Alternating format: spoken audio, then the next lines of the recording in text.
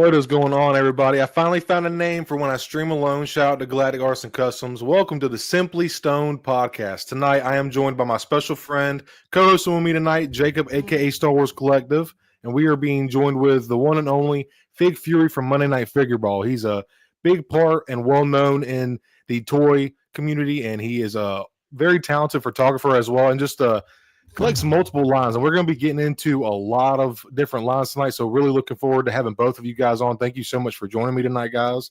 So just want to start out. How are you guys feeling? How is chat? Thank you all, everybody, so much for coming. We got Bly, just real quick, Bly, Hyperdrive. What's up, dude? What's up, everybody? Thank you all so much. Oh, we got Fig in chat. Look at that there. All right. XP, yes, sir. What's up, Figure Ball? Brian, what is up, dude? Bly.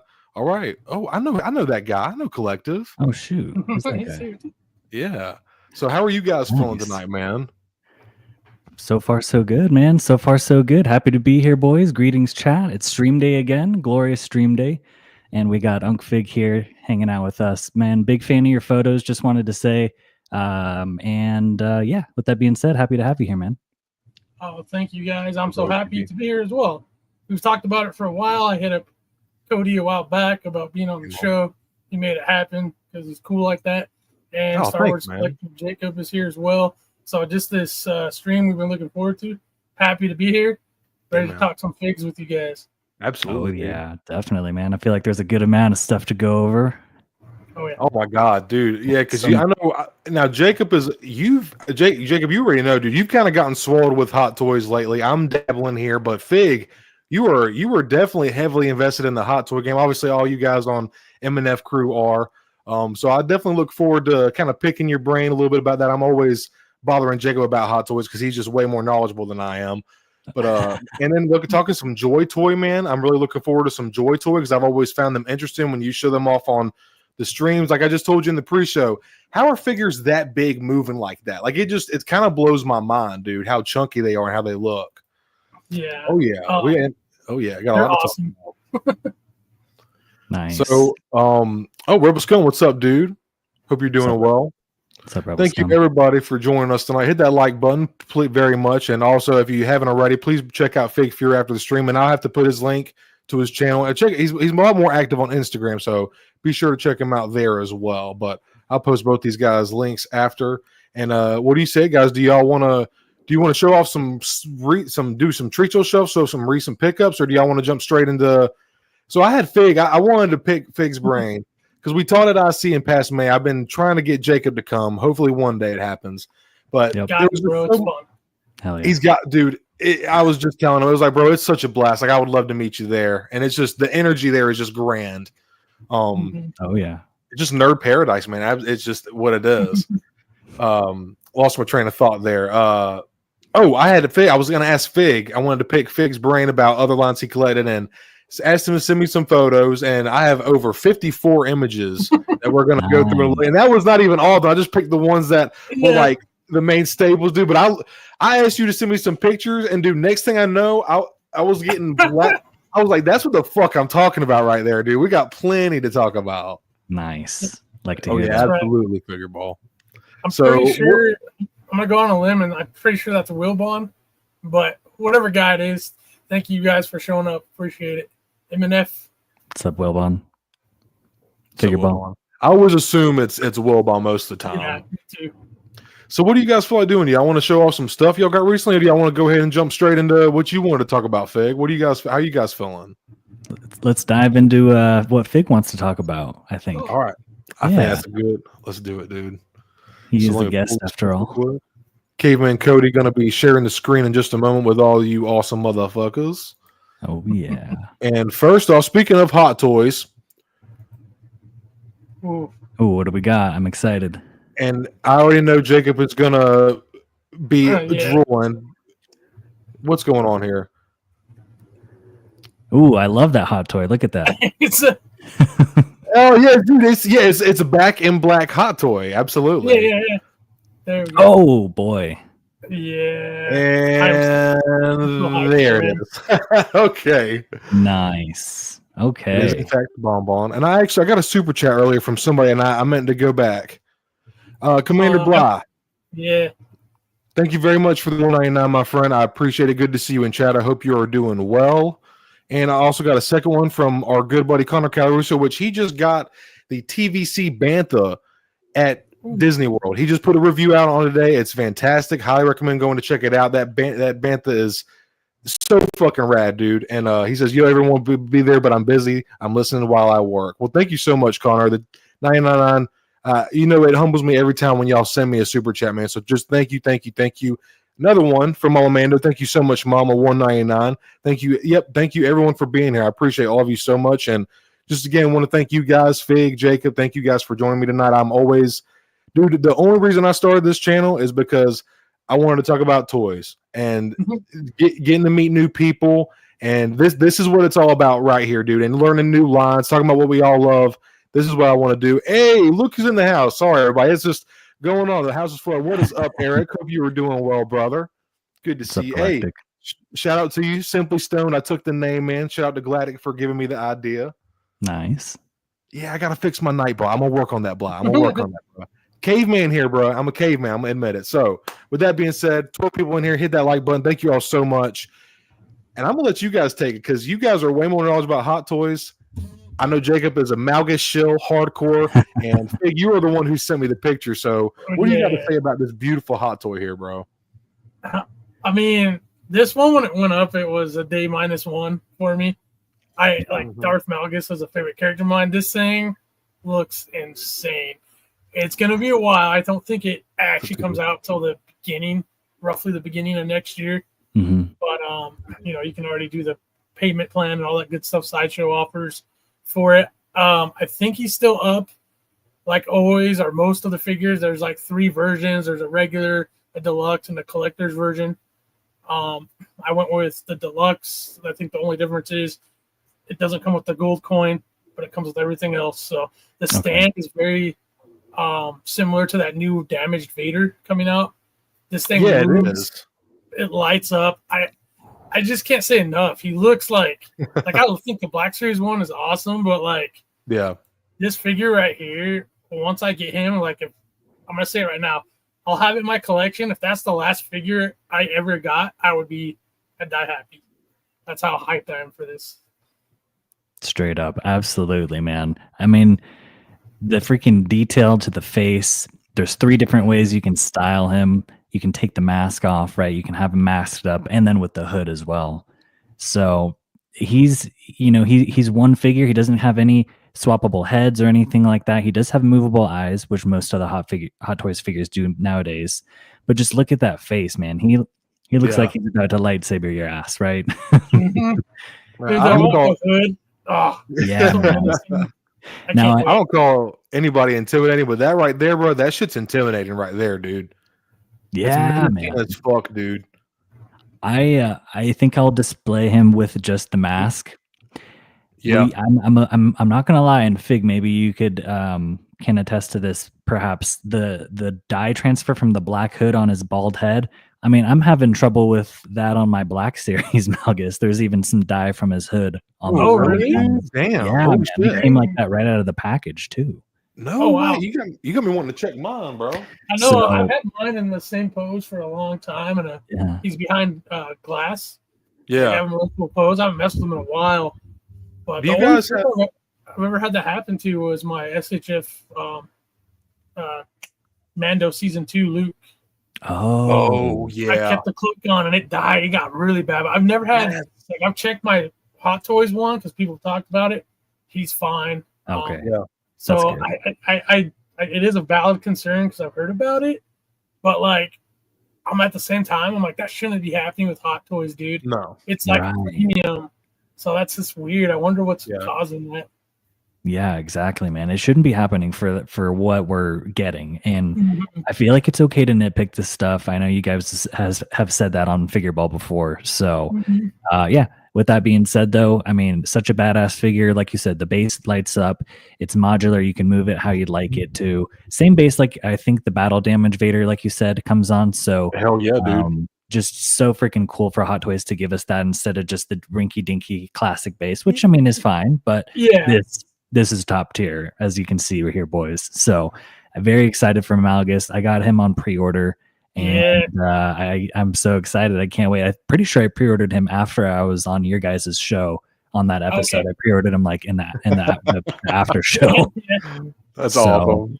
Such a cool Legends figure. Hopefully we get more to go with Malgus. I think when it's kind of like Black Series, man, once they do one, it's usually like they have a trend of releasing a couple other characters. So I have a feeling, man, like how could they not do what's her name? Bastille Shawn? Yeah, Bastille Shawn, yeah. I could totally see Hot Toys doing her at some point, I figure they hooked you, Jacob. Indeed. They hooked you, man. Dude, shout out to Jacob right now, man. Star Wars Collective hooking me up with the Hot Toys Cody. That thing is just absolutely immaculate. Like, holy fuck. That was my first Black Series figure ever fig. So I was talking to my wife about it, and Jacob was like, hey, man, I got this pre-order, but I'm not sure if I want. I'm running out of room because I have 700 Hot Toys. And I was like, let me talk with my wife and just see. Because that's it's a pricey purchase when you don't do the payments. That was $300 straight up. It is what it is. But for Cody, man, and then I got that thing in hand, and I seen that Morrison head sculpt. I was like, holy shit. Like, it's beautiful, man. But this, I can't imagine what you guys are going to feel when y'all open this guy. So tell me this. How are you guys? I know, Jacob, you said you were going to display him with the mask, and which I that's how I have my Black Series figure. Tell me, are y'all going to go hood up or down? It's so hard for me to decide. I don't even know if I'm going to have him with the hood on. I kind of like the image on the very left here that you have. I got him, Dante. Thanks to Jacob. Yeah, man. Heck yeah. I'm glad you like that, Cody. I'm glad you like the Cody. Yeah. Thank you so much, dude. So I'll probably end up posing him like how you have it on the picture on the left side there. Maybe no hood. Yeah, dude. That's pretty nasty. Pretty fucking nasty right there. What about you, Fig? I mean, it's got to be his hood look is like the most. That's my favorite. Yeah, I mean, the eye aspect does like I'll probably keep an eye on that, like I'm doing with Darth Maul right now because he has a hood. But for him, that's gonna be my primary pose. But I feel like he's one that I will change up probably like at least like once a month. Nice.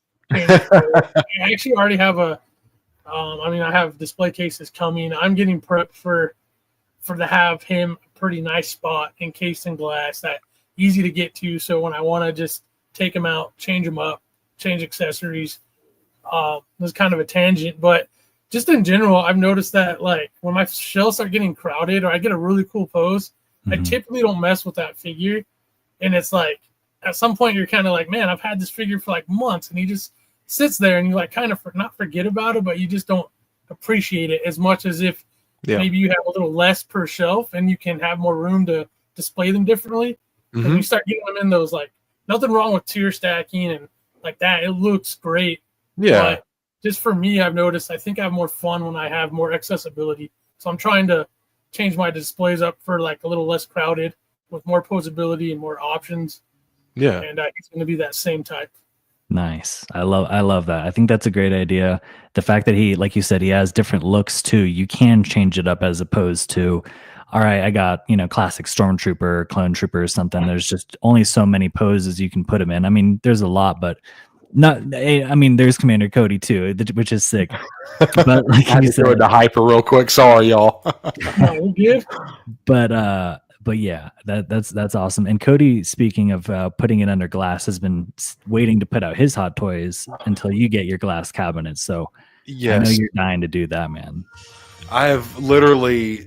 I was on M&F a couple months back, and I talked to Fig about glass cabinets because I just seen his during the streams. I'm like, man, I fucking love that. But bro, I want to dust proof mine and like I'm gonna pose mine, and I'm a little opposite than you, Fig. I love that you were like brave enough to mess with yours, but I feel like once I pose mine, I'm never gonna touch that shit again, bro. I'm just gonna leave it, But I love that people like.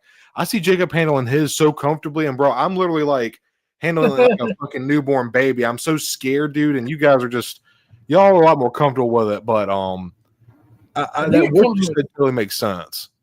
More accessible. Yeah, and well, like what you're saying, I feel like I was like that with my first couple. Yeah. Yeah, Because it's just such a different feel. As absolutely. you guys know, it's a different feel when you're used to like Hasbro figures, for example. They're just way more. They're way more toyetic in hand. Like this guy can kind of go like this, and I'm not gonna worry about anything popping off. But Yeah, like a man. hot toy, I'm like you know when I'm posing, I'm like Yeah. really slow. It's just like a different, almost like different training your mind, Yeah. right? And the more you do it, and the more you have, Totally. I think you become a little more comfortable. But there's no wrong way to do it, man. A lot of people will just give them one pose and they like that, and that just becomes like how they display it, and it still looks great. So Yeah, man. that's the great thing about a hot toy is you can have it in a really basic stoic pose and it looks phenomenal. You can have it in a crazy high impact pose and it looks phenomenal. I think that's why so many people like them, to be honest. Yeah. And then I of think- course to top onto that, the detail too, compared to Oh, most yeah. other things, like this Malgus here, like Yes. his eyes, the veins on his face, the scarring. Mhm. Yeah, the eyes. Yeah, everything. man, the movable eyes, like it really adds to like you said, the dynamic aspect of the posing too. So Absolutely, dude. anyway, yeah, I'm a huge fan. Darth Malgus, epic, can't wait. December and the first part of 2026 can't come soon enough. Right. Yeah, man. Any other thoughts on this, guys? Peak. I was gonna say, people watching, if you're peak exactly, and then some. If you're a fan of Darth Malgus, like if he's a character of yours, and you've never bought a hot toy, this might be the one to get. You know, it's always hard to say until we really have it in hand, but everything I'm seeing and what Hot Toys is doing, like for all of us who have that recent Darth Maul, use him as an example. Oh, That blew me out of the water. Like, he's not my I love Darth Maul, but he's not like my top 5 Star Wars figures. mhm. And Yeah. he gets in like Obi-Wan Kenobi and Vader as far as the figures go in that line that I have, which like Clone Wars Obi-Wan for me was like my favorite by far. It looked great, articulated awesome. The likeness of Ewan looked awesome. Like everything Yeah. to me was great. And then I got that Maul and I was just like, how can they do better?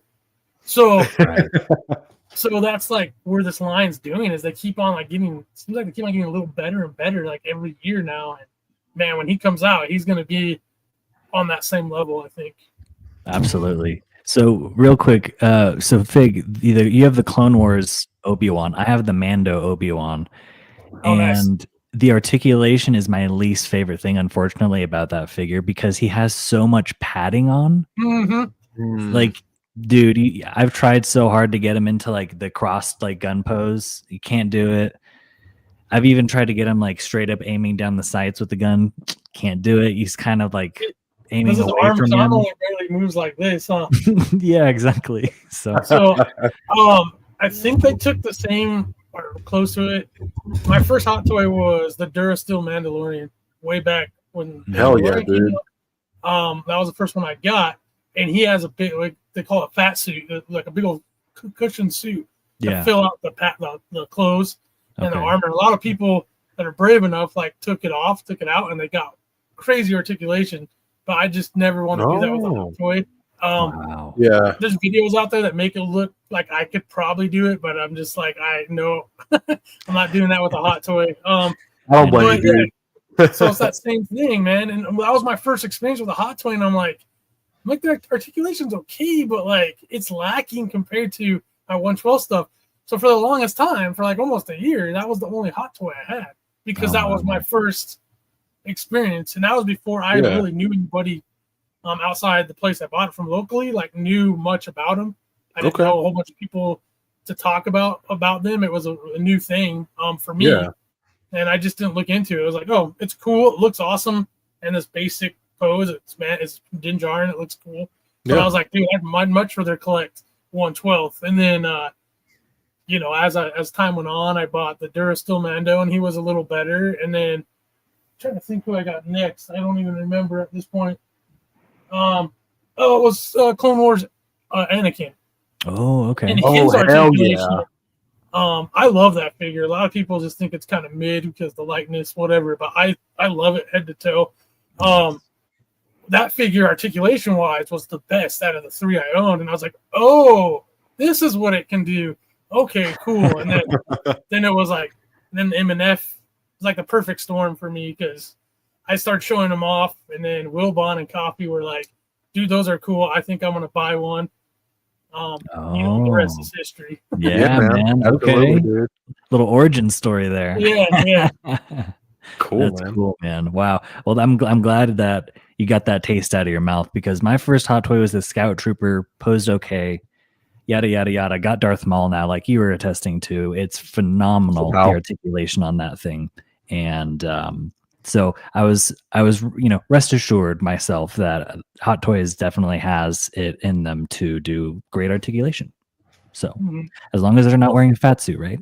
Yeah. Yeah, I don't know why. No, go ahead, Fig. Go ahead, bro. I was gonna say, I don't know why they did that, because he looks a little baggy. Like when I saw people take it off on YouTube videos, but like when you get him on a dynamic pose, it's like, I was like, man, I'd much rather, like, I don't know why they went so extreme with it. They're literally just like that. The it's not Death Watch, but the Mandalorian. Darth Maul, Mandalorian, Obi-Wan. There we go. The Mandalorian, Obi-Wan. Yeah. Mandalorian. Yeah. It's weird. It's a weird choice, but every toy company does that, right? Right. Weird. Hasbro to this day. I mean, we were just talking about it in the pre-show. No thigh swivel on the Black Series, but TVC still seems to mostly get it for some reason. We don't have to open that can of worms right now, but we're all going on a 30-minute rant. I know I'm ranting. I do that sometimes, so I could talk about Hot Toys and Malgas for like an hour, but I know we probably should. Oh, dude, I love it, dude. I'm all about the yapping, man, and like. I know you've not really watched a whole lot of my stream. Dude, it's so laid back here. I know on M&F y'all have like a very organized. Dude, it's my streams are just like, it's like you ever watch Joe Rogan experience. That's kind of how I model my streams out. I kind of want it to be like an open conversation. Like anybody that comes in the chat, it's like walking in the door and you're like, oh, what's up? That's kind of how y'all's is a lot more like bullet pointed. Y'all have y'all's segments and stuff. I'm just kind of like, yeah, let's do this. You know what I'm saying?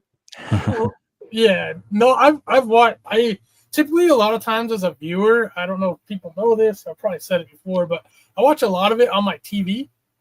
So I don't leave a lot of comments when I'm watching stuff, and I watch it in segments. And I'm just not a big commenter. I got you. I've watched several of your live streams and several of your videos, Cody. Okay. I've watched them.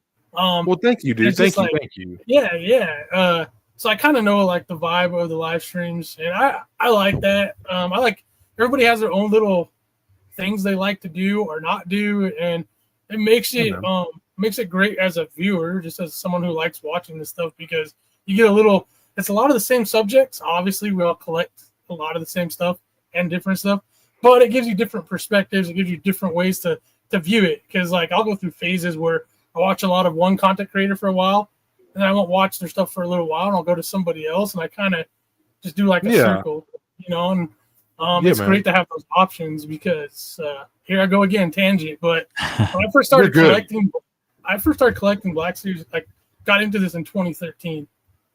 So like when Black Series started, I didn't even know people made YouTube channels about this stuff. It was just like I saw them in the stores, like, oh, these are cool, and I'd start looking for them. We'd go to that, do your typical grocery shopping or go to stores for whatever reason. Go down the toy hall and start looking for them, and then start looking online, and I didn't know where to go. So it was just like almost a whole different experience back then. To right now, you have a handful of content creators on everything I collect. Yes. Multiple people, and it's so cool. Like we live in not only do we live in the golden age of Black Series and Star Wars in general, what's available to us, but just as fans, we have other fans to like interact and watch their stuff. So it's like your knowledge base for me went from like this little like tidbit to this to just like a giant sun. Absolutely, bro. Absolutely, man. Nice. And I kind of feel Galactic here, binging creator. I'm kind of the same, and I try to keep like I check my subscriptions and all that stuff, but one guy that I'm stuck on at the moment, or have been for the past few weeks, man, he's very well known, Sir Dork. Oh yeah. Bro, I Mhm. am loving his figure hunt videos. I love his he actually kind of inspired me to do. I've been implementing something new on my reviews, and Jacob has actually pointed it out and said he likes it, so it means a lot. But I started doing B-roll of like the figures and the packaging, and like while I'm doing the intro, I just really liked how Sir Dork was doing his reviews. I was like, bro, I like that. It kind of gives it like, because I am by far not a premium reviewer, but I wanted to make it as nice for people to watch and engaging and stuff like that. And I was like, I really like how he's doing that. I want to start doing that. So shout out to Sir Dork and he just seems like a cool, humble, chill dude that you could just like burn with or have a beer or just hang out, go piggy hunt with. But Nice. yeah, he kind of inspired me a little bit, man. Yeah. But Hey. going on binges, that's cool, man. Absolutely. So now Fig, I'm yapping. So Oh, it's good. But it's funny you mentioned Sir Dork. Yeah. I a long time ago I entered in some. He used to do live streams where he'd give you like a theme to do a photography shoot for. And I've Ooh, entered yeah. a few of those, and he would try to get to everybody. This was like years ago. Take like on these live streams, and I think on one he did get to me. That's so and it's just cool. like, yeah, like he's been doing it a long time, and Yeah. I feel like at least in my opinion, this is strictly how I view things. I feel like almost every content creator, there's like people that don't like, and unfortunately, it's like it goes beyond maybe just the content. For whatever reason, they have an issue or they just don't like that person, so they don't watch them.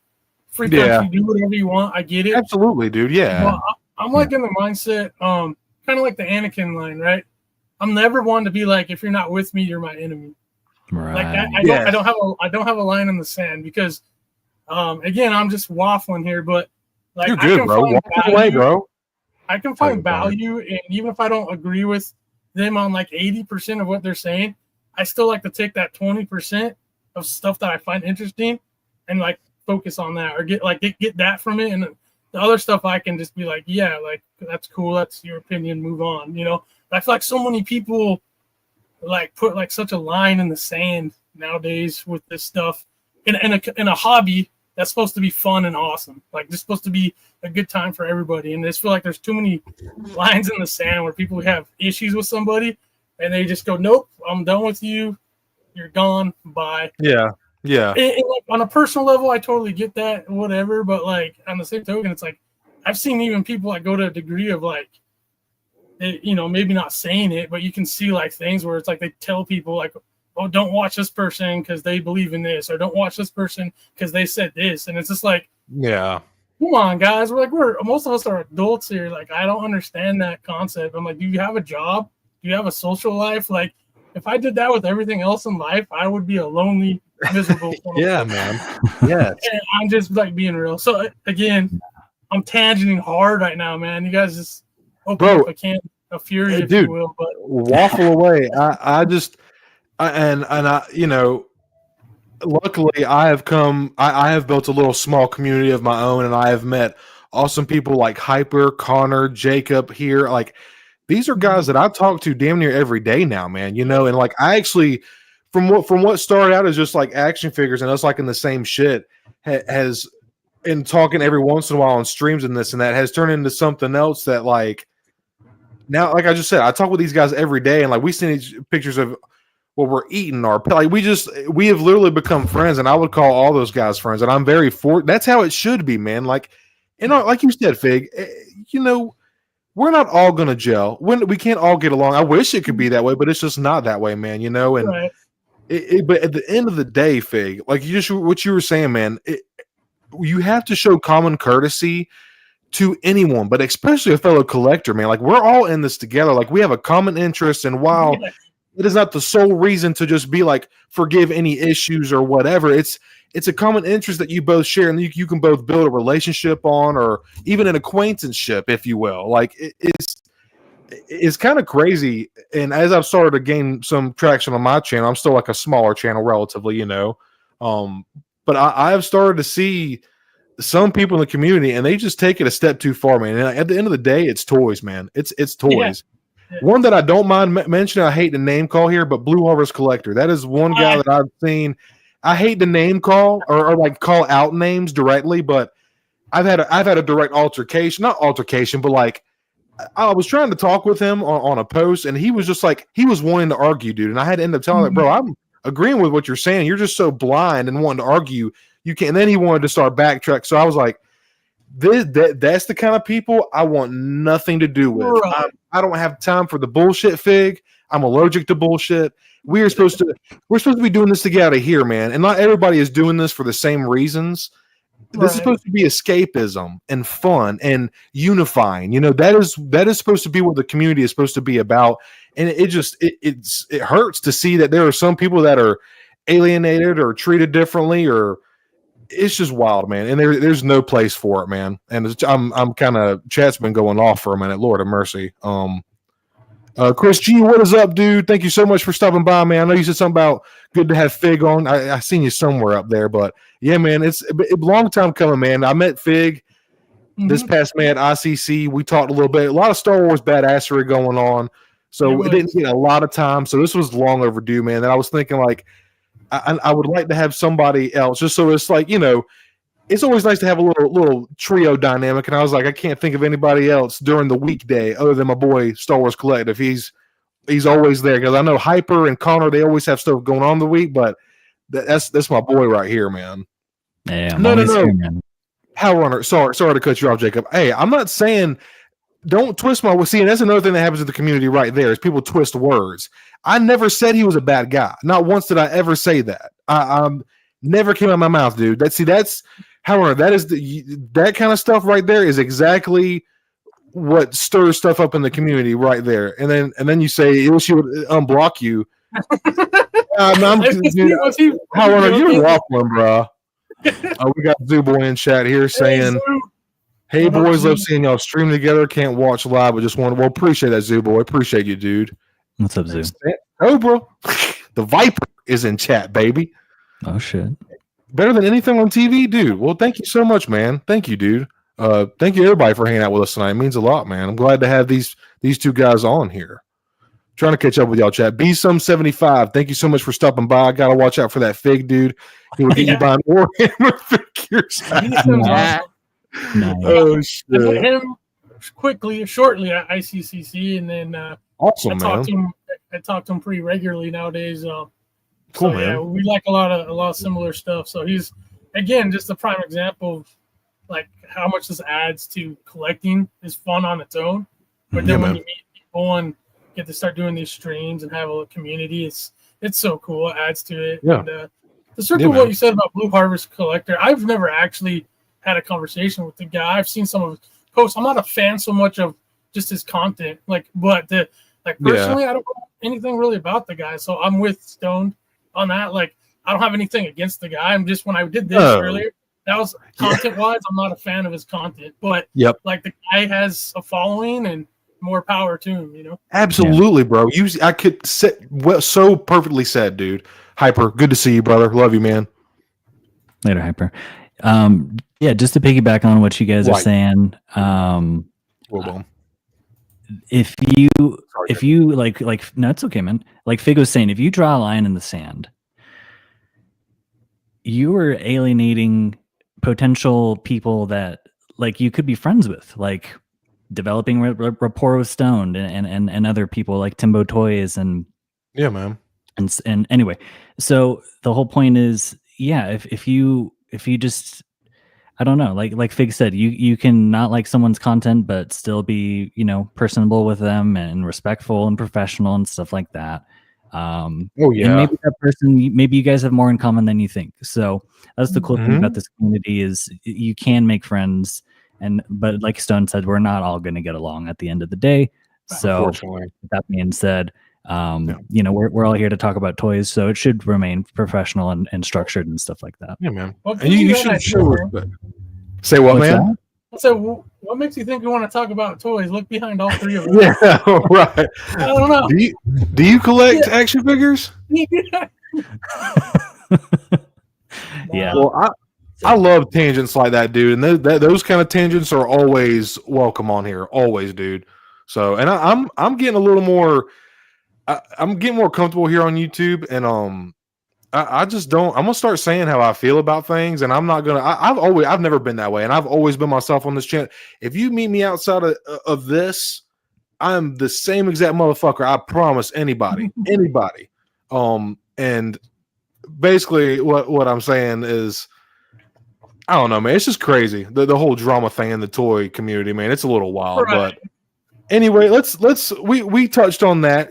But and it's cool, like critique, like a review. It's good to bring up the bad things, but you got to focus on the positive. So with that being said, let's focus on the positive and check out this heat that fucking Fig Fury sent us. So can you explain? Dude, I've never seen this before, Fig, but it looks awesome, dude. It looks so fucking cool. What is this, Gentle Giant, or what is this, man? No, it's Sideshow Hot Toys. It's a premium. I believe he doesn't have articulation, more of a statue, but it's huge and it's pricey. Like it's like I think 3 to 4 times the cost of a regular Hot Toys. Yeah. So, but I just thought it was one of those things to me. Like this is one of the coolest things I've seen. Like, if I only collected Hot Toys, this would probably be in my collection because I just think like this is like pure iconic. I love how it's just the piece of the X-Wing. You get that the whole pose. I mean, it's from Star Wars. You know, some people call it 77, New Hope. Yes, sir. You know, that like this is so like if you're a Star Wars fan, stuff like this, again, we have access to this. Like nowadays, when I was growing up, this kind of stuff just didn't exist, like to this detail. Yeah. So I just like this is one of those things. I was like, we're talking about Sideshow. I didn't know if you guys have seen it. It's on there. Like typically when you go to sideshow.com, it's usually when I log in or go to their website. This thing is like somewhere on that front page. It's like they're promoting it pretty well, but didn't it sell out? It could be. It could be on a waiting list. I haven't looked. Yeah, I'm like, I can't. It's so badass. And you said it's huge, right? Yeah, it's a premium. Tall. Okay. So I think it's bigger than their 1/6. I think he's like the next scale up. Man, wow. Oh, right there. 24 inches tall and 21 inches wide. Good God. 17 inches in length, 21 inches wide, and 24 inches tall. Holy shit. And the suit's tailored, like tailored fabric. So the figure is probably the same size as the Hot Toy, but the whole thing is. Okay. I thought it was a plastic fig. I didn't know that it was you're right. I'm not reading, I guess. Tailored fabric flight suit, right? Yeah.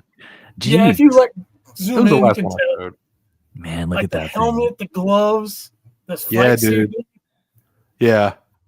That's badass, man. And it looks like, obviously it's not, I wouldn't say it's perfect, but it looks like that looks like Mark Hamill, you know. It's better than the Black Series, that's for damn sure. But yeah, I would hope so for that. How much that thing is. No shit. How much? I know you said this was a couple, it was a lot more expensive than a Hot Toy. What is the MSRP on this? I think when I looked, it's like, what, up there? 15, 14? Oh, see, okay. I was thinking like 12. Okay. Yeah. That's great. But when you think about it, man, it's all sculpted one piece. It's the tailored suit. It's a lot of paint, a lot of sculpt work on this. It's got a lot going on for it, dude. It's a beautiful looking. When you sent this to me, Fig, I was like, oh shit, this is rad. And I just knew it was going to be expensive because I seen the size. But this is, man. This is making me want an updated Luke Hot Toys for an X-Wing. Oh, dude. Did Hot Toys ever make an X-Wing Luke? Now that I'm really thinking about it. I don't know if they did. But I don't. You tell me. I think maybe Sideshow did. I don't know if Hot Toys has. Okay. Maybe we'll get that in 2027. Coffee has the Snowspeeder one. Oh. And that thing is pretty awesome looking. Nice. On. What if they did X-Wing Luke Hot Toys in 2027 for the 50th anniversary of A New Hope, bro? Yeah, wouldn't that be wild? That would be one I would pick up. I think that like one Luke figure in your collection. I think that would be a cool one to have, other than like Jedi Luke. But yeah, another very iconic Luke. If they made the Hot Toy version, they could just give you this base with it. Oh yeah, dude. Make it like $600 or maybe even $700. I would be in on that, bro. Hell, dude, that would be amazing. With that like Yavin style base or whatever, you know. Mm-hmm. I love it. Brian's in first Hot Toy. All right, he said, "All right, Brian, if they come up with X-Wing, you gotta buy it, bro." You're cooked if they do. Eric, yeah. I would love to meet. I would love to meet anybody and everybody at ICC, man. It's such a cool fucking time, and sometime next year, man, I'm probably going to end up doing a stream again and trying to recruit people to come out there because it's the energy in there is infectious. There's toys every fucking where. There's also like little personal vendors and shit. It's really freaking badass, man. It's very, very cool. I've heard it was great, man. Oh Yeah. shit. Any other thoughts on this beautiful piece right here, guy? I mean, anything 77, especially Black Series. Now, obviously, I probably won't be picking this up, but No, I won't either. it's still cool to talk about, though. Yeah, it's like Awesome. this is like one of those items for me. Like, I don't want to say we won the lotto, but let's just say you were. Yeah. You just had a bunch of extra spending money, or like a dream, kind of like a dream item. This is one of those items where I would be like, yeah, give me that because I can now, type of thing. Or if I had the more room. Yeah. Hey, what's up, Shelf Life? What's up, dude? Yeah, totally agree, Fig. If I had the money and the space. Yeah. I think for everybody, money is definitely a factor, but at the end of the day, we all can budget. And, I feel like if there's something we want bad enough, at the end of the day, man, the value is subjective. It's all about how bad you want it and how much you are willing to pay for it. So, like, at the end of the day, I don't know, man. I just feel like you just got to buy what you love, man. You're going to figure it out along the way somewhere, But a piece like this is definitely... Dude, I can't imagine dropping over $1,000 on a Star Wars collectible, but like I can't say if I didn't. I cannot tell you if I had it that I wouldn't do it. Like because it's a gorgeous piece, man. It absolutely is. And I was gonna say something else. I lost my train of thought there. Shit. Maybe it'll come back to me. Yeah, I lost. Any other thoughts on this, guys? No, just want a Luke X-Wing hot toy now. Yeah, me too. Oh yeah. Oh yeah, to add to it, like if I really wanted to, like Stone was saying, I could budget, do whatever I gotta do.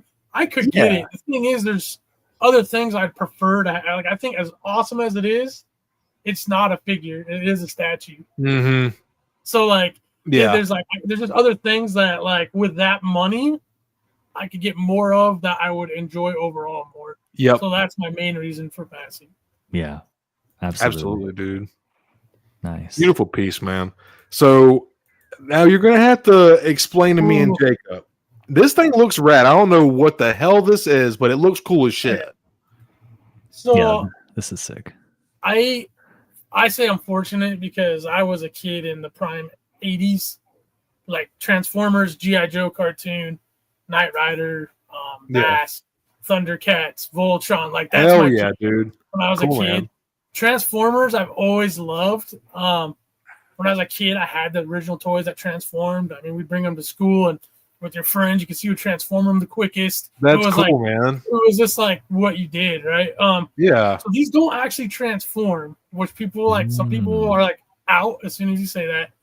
But as I'm older, I like action figures. These things like have die cast on them. The paint is on par with Joy Toy. In some cases, maybe even a little better.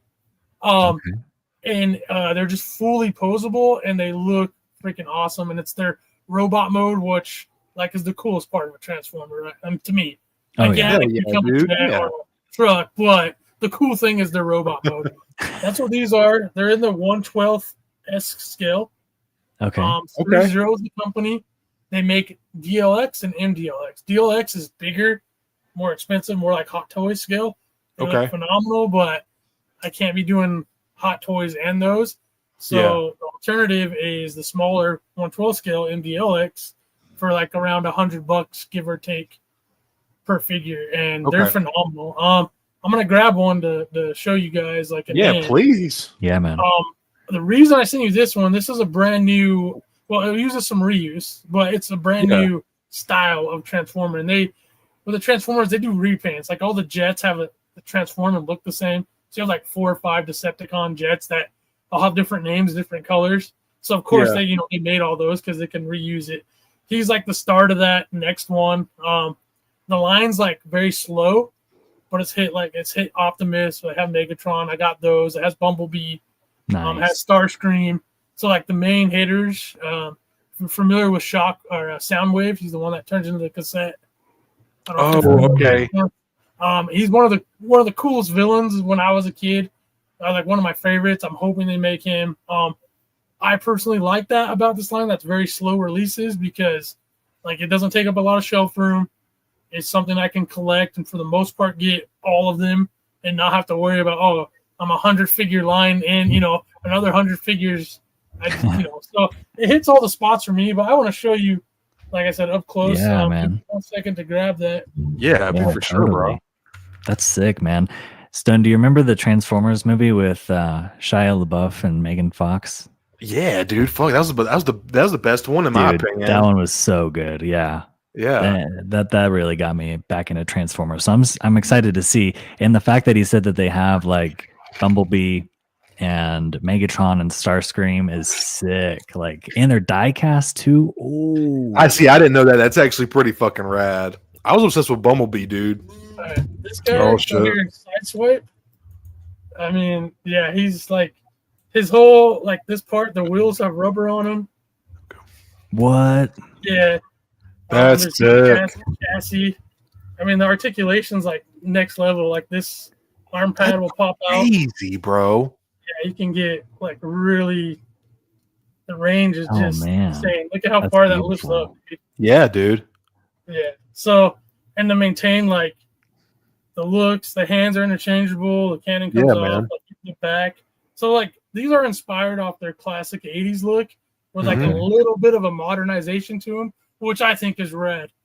A lot of like actual Transformers collectors, I don't think are the biggest fan because they like exactly what it looks like from the cartoon, which I understand. Yeah, but for me, I kind of like that. Yeah, that's why I like Mezco too. They put like their little modernization on classic looks, so it's like a cool combination. Because I'm like a weird older collector, as the guys call me Unk and stuff. Yeah. I prefer like modernization. Like I don't want to collect my vintage stuff I had as a kid. I had that already. It was great. Wow. But we're in an era where things are like 100 times better.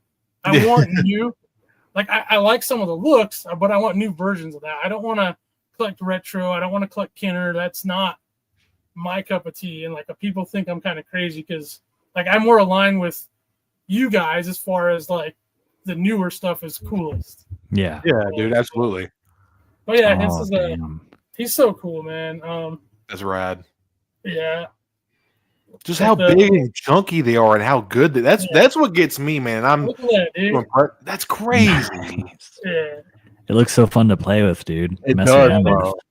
You can get like a full-on robot kick. Nice. Like, I popped one of the panels you can Bruce Lee that shit. They're fun, man. Like I said, I really like them. I know, like, I think Robo has a few, but cool. Yeah, I just want to talk about them because they're like a really cool line. And I stopped for a while, and I just got him like 3 weeks ago. He's like the first one I've got in a good while. Yeah, man. And then I saw that Dirge they're releasing. They have a Jazz, so I'm gonna start collecting them again. I think I want to make room to. Oh yeah, dude. Focal point because they're kind of in a tough spot. They are. Let me see if I can do this like a bad weatherman. So like they're right there. They're like in a full-on glass cabinet, and then there's like another one on top. So to get like Optimus and stuff out would take a while. But Optimus is like by far my favorite Transformer. He's the man. He's the ultimate leader to me. Totally. I hate to cut you off real quick, Fig. Shelf Life has a question. He's asking, does Sideswipe have the jetpack? No, they didn't go that route with him. It's just the back panel from his car mode. That would have been cool, but for whatever reason, I decided not to, which I'm okay with. But that would have been cool. HowlrunnerBase was asking, how many steps does it take to transform it? Can you do it relatively fast? If I were you, I'm kind of like you, dude. I think like I doubt anybody's actually got their Transformers in the vehicle mode. Like the robot just looks too cool. But do you ever, when you first get them, do you put them in? Do you ever fuck with Transformer, or do you just kind of like, okay, I got it how I want it, pose it, put it on the shelf? How do you do it? Well, that's what I was actually saying earlier. These don't transform. Oh yeah, you did say that. That's right. That's right. Yeah. So, which I think that probably helps with like them keeping the integrity of the sculpt and how it moves. Yeah, absolutely, dude. That's so pretty like cool, man. for me, it's just like a good way to get like a really detailed, awesome look of one of my favorite franchises, and for a decent price. And like again, cameras don't do it justice. This thing, like in person, like is just so cool. One of my buddies stuck in Carbonite. He just recently got him. I don't know if he's in the stream or not, but he's a big Transformers guy too, and I know he likes them as well. Cool. So if you're looking for something like that, I recommend these. They're easy to get. Big Back Toy Store has pretty much all of them online. They've restocked the original ones a few times. Yeah. So like they're pretty easy to get if you wanted to get into it.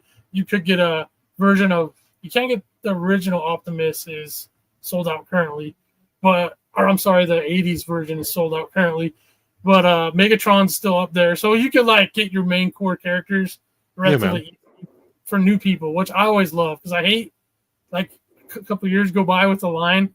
You're like, you know what? I want to get one. And you're like, I want my favorite character.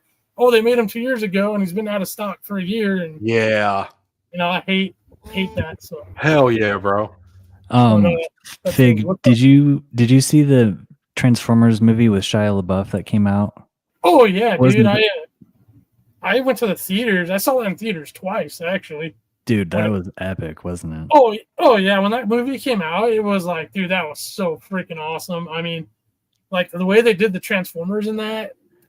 Yeah, dude, Michael Bay, and then it kind of like brought back Transformers. Honestly, like it made it hot again a little bit.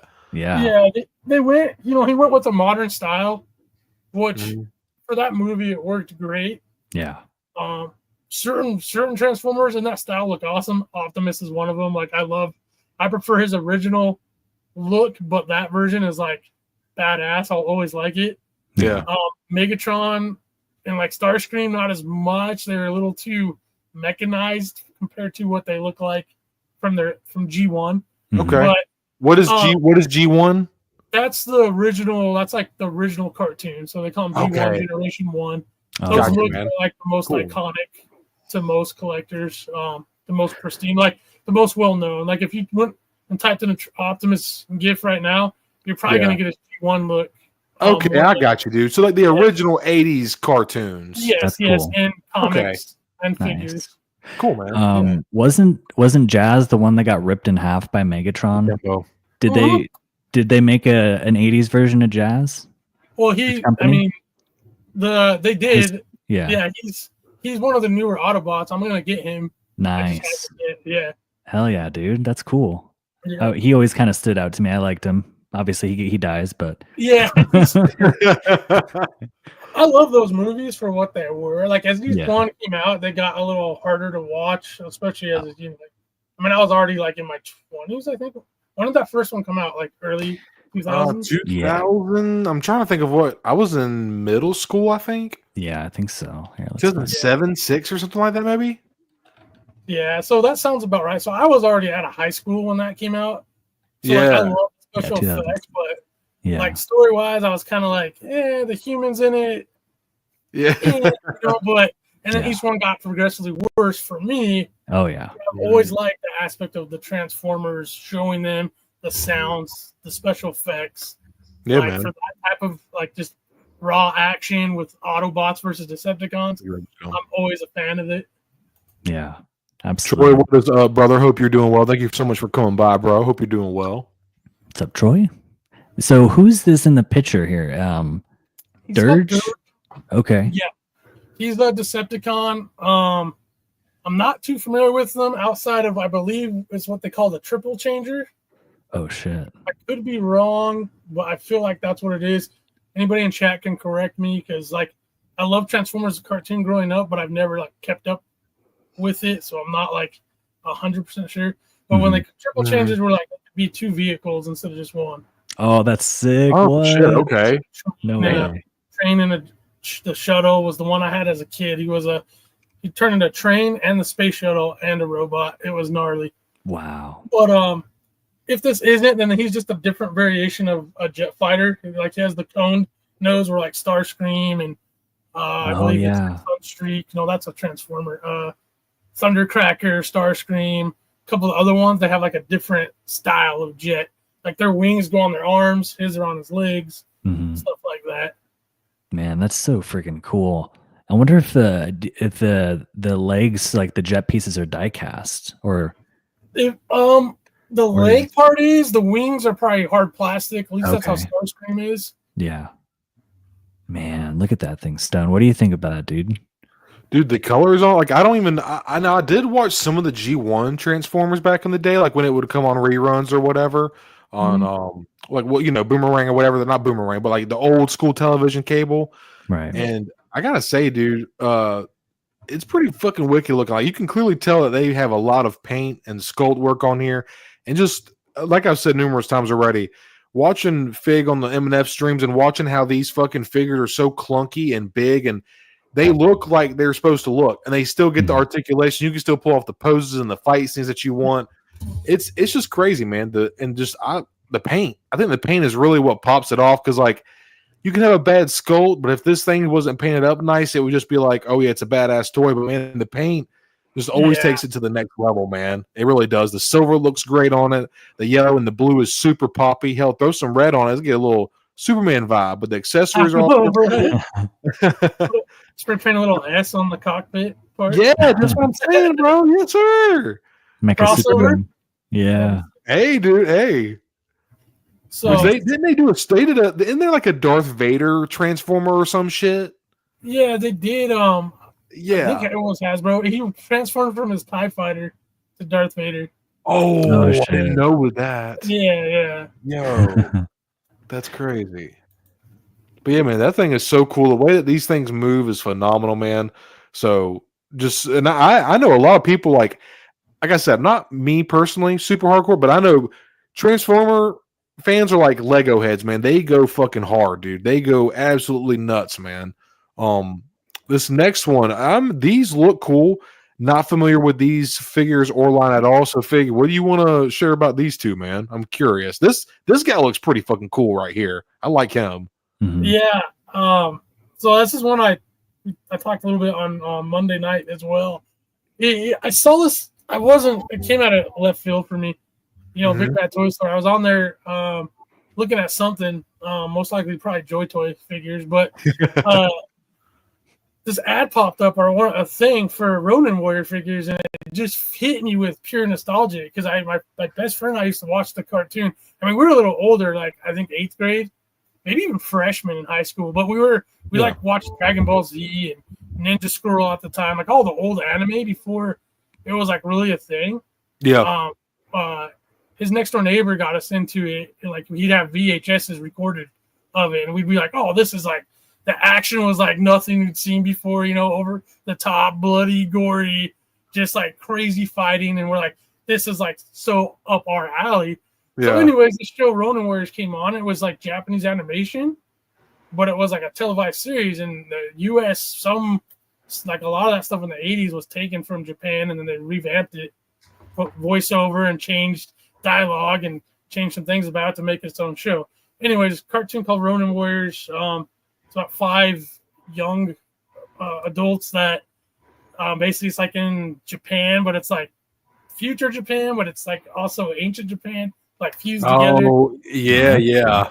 And so basically they get this power of each have like a soul power, and it's a specific set of armor that grants them samurai and ninja skills. Oh, it's shit. like badass looking armor.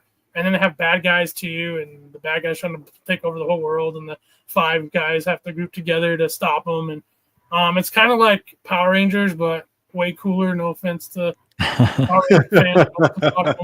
To me, you know, it's just like its own like samurai based, but they have to show they're not in their armor, and then when the shit gets real, they summon it, and then that's when like all the cool stuff happens, all the fighting. So this guy was a bad guy who turns good, who ends up helping the good guys. His name was Anubis. My favorite look by far. The armor is the coolest. So I saw this pop up. Sentinel makes these, but Bandai Spirits makes one as well. They're really expensive for what they are. They're like $150, $160. Man, ooh, that is definitely yeah. I bet you those move so freaking well though, dude. Huh, Fig? I would hope so. It's a coin flip. Because I haven't bought one yet. I'm kind of eyeballing him. Okay. And he'd be my only one I get because I don't want to spend that much for the whole crew. Yeah. But like it's so hard with a company you're not familiar with. Prime example, any like old school Square Enix RPG fans, they know Play Arts makes a lot of their figures, and Play Arts is cool, but they're taller. They made a 1/12 scale called Bring Arts, and they made a Cloud Strife from Final Fantasy VII, which I'm like, yes, cool, 100% day one, because that was like one of my favorite games of all time growing up. Yeah, nice. I bought that figure. It was like $120, I think, maybe after shipping, maybe more. Yeah. Utter garbage. Oh no! Oh man! I was just like, dude, they literally charge you for the brand and the character, and they made like it makes freaking well, I'm trying to think of a really bad figure. Like it was like one of the worst Black Series figures you could think of, like the red and Farm Boy Luke. I'm just kidding. Toilet paper Farm Boy Luke, infinitely better. Okay. Damn. Wow. And it just was such a disappointment. So yeah, man. I'm on a fence because I mean I should probably do some research first, see who's reviewed it. But when you're dropping that kind of money and it sucks, it stings. So. That hurts. Yeah, dude. I'm sure. Man, real quick. Oh, I'm sorry, Jay. I just quick. No, go for it. Yeah. Oh no, my bad, guys. Hold your train of thought, guys. JWC924, thank you very much for the $4.99 super chat. It's very thoughtful of you. A little late, but glad I can catch the rest of the story. Hey, thank you for stopping by, dude, and very, very appreciative for that $4.99, man. Thank you so much. Sorry, guys. Continue on. My bad. Oh, it's okay. I was saying 1,000 Toys makes this really cool Hellboy figure, and I'm so on the fence about that thing. I think I sent that to you. And so cool. It seems like it articulates well, but also it has like the issue where some people like are moving it and the freaking arms will pop out of the socket. Yeah. So, man, I mean, it looks like a great toy. It's obviously based off of the Hellboy comics. So it'd be really cool to have stylized. Yeah, exactly. And that's awesome. That's like OG classic Hellboy. But I feel the same thing that Fig's basically saying is, it's hard to want to drop the coin on it because this thing is like $150, you guys. So was it that much, dude? I didn't even check. Man. Yeah, it's pretty penny. So I feel you there, Fig. Yeah. Damn. But the flip side is like, he looks really cool. I love his weapon. The fact that the armor can come off, like for that much money, I would think it attaches really well and stays off.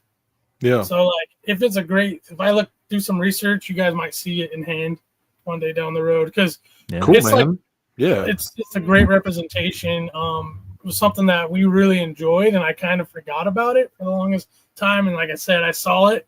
I was like, oh no way, they're making these. You know how there's stuff when you see it, like you don't know it exists, and you're like, oh no way, they made this, and it's hell yeah, dude. This is what that figure did for me. That's awesome, man. Very fucking cool. Fig, it's funny you say that. This is literally that figure for me. The quarter scale 89 NECA Batman. Oh, sick. I knew they made quarter scale TMNT. Had no idea they made Batman. They have a Michelle Pfeiffer that I want. Oh my god, I'm fucked. I'm cooked, bro. I'm cooked, bro. I've already. Did they make the Joker? They make Jack Nicholson? Oh, dude, you know what? I didn't even check. I bet that if they did, I would imagine that one's probably kind of pricey. Yeah. I don't know though. How could they not? They have the Penguin. I've seen the Penguin and this one in my local comic shop. I had to snag that one. And then the guy was like, they have a Michelle Pfeiffer Catwoman too, right? I was like, don't tell me that. And then I looked it up, guys, and it looks so good. It looks fucking badass. So like, if they have Penguin and Catwoman, they have to have Jack. They have to have Joker. You would think he'd be like the second one they made after Batman. Yeah. Yes, exactly, dude. If not Catwoman, at least Joker for sure, dude. Yeah. That's awesome. You just said that, and I was like, I gotta show that, because I know exactly that feeling, dude. When I seen it, I was like, what the fuck is that? A 1/6 scale or quarter scale? I didn't know it was quarter scale. I thought it was just a 1/6, but it's even bigger. But that's so awesome. Thank you, dude. I was gonna say these accessories are pretty fucking badass too, man. Like, I would like to see the packaging that this is gonna come in, because like it looks like both of these guys come. Now, is this a 2-pack fig, or are these separate releases? I want to ask. No, it's the same guy. It's the same character. He just has dude. What? Yeah, he has a helmet. He has a helmet and unhelmeted. See, like the armor set off to the side. Oh shit! I thought that was a whole other figure, bro. Yeah, the armor attaches to his under armor. What? That's like the whole gimmick. Yeah. Oh, what? No, I see. Yeah. Damn. That's why. Tell me you didn't shit. think that was another figure. I did, bro. I was like, that dude's sick. That is rad. That makes it. Yeah, well, that's like way more cooler. It was already neat because I like the sculpt of it, and he looks interesting. But like, that's pretty cool, man. That's an awesome feature to have. Yeah, if it's done correctly, because like again, if that armor like doesn't stick good or always falls off, then you're just gonna hate it, you know. But I would think for the price they're asking, it's got to be pretty decent. It looks awesome, so. It does. You can kind of see like the purple underneath it there. Oh, yeah. And then like that, on his arms and his legs. Yeah. I didn't even notice. I thought it was two separate figures, dude. That's crazy. I mean, they could go that route too, but I feel like they would charge a lot more. Oh yeah, you're probably right. That's so cool, dude. And it comes with a plethora of weapons, man. That's why I was so curious. I was like, man, this is a hell of a 2-pack because they each come. 2 separate figures that come with all this shit. I was like, damn, but that is so rad, dude. That is so cool. Yeah.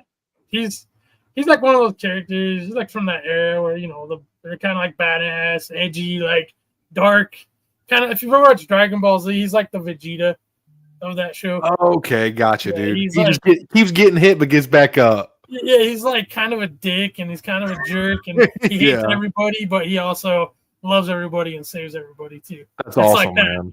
Yeah, he was a favorite of mine from the show. So, man, hey, appreciate you, Hal. Appreciate you, man. Remember for 5 months. Appreciate y'all very, very much. All my Clan Stone members, I love all y'all. But thank you so much. So yeah, dude. Hit that like button, everybody.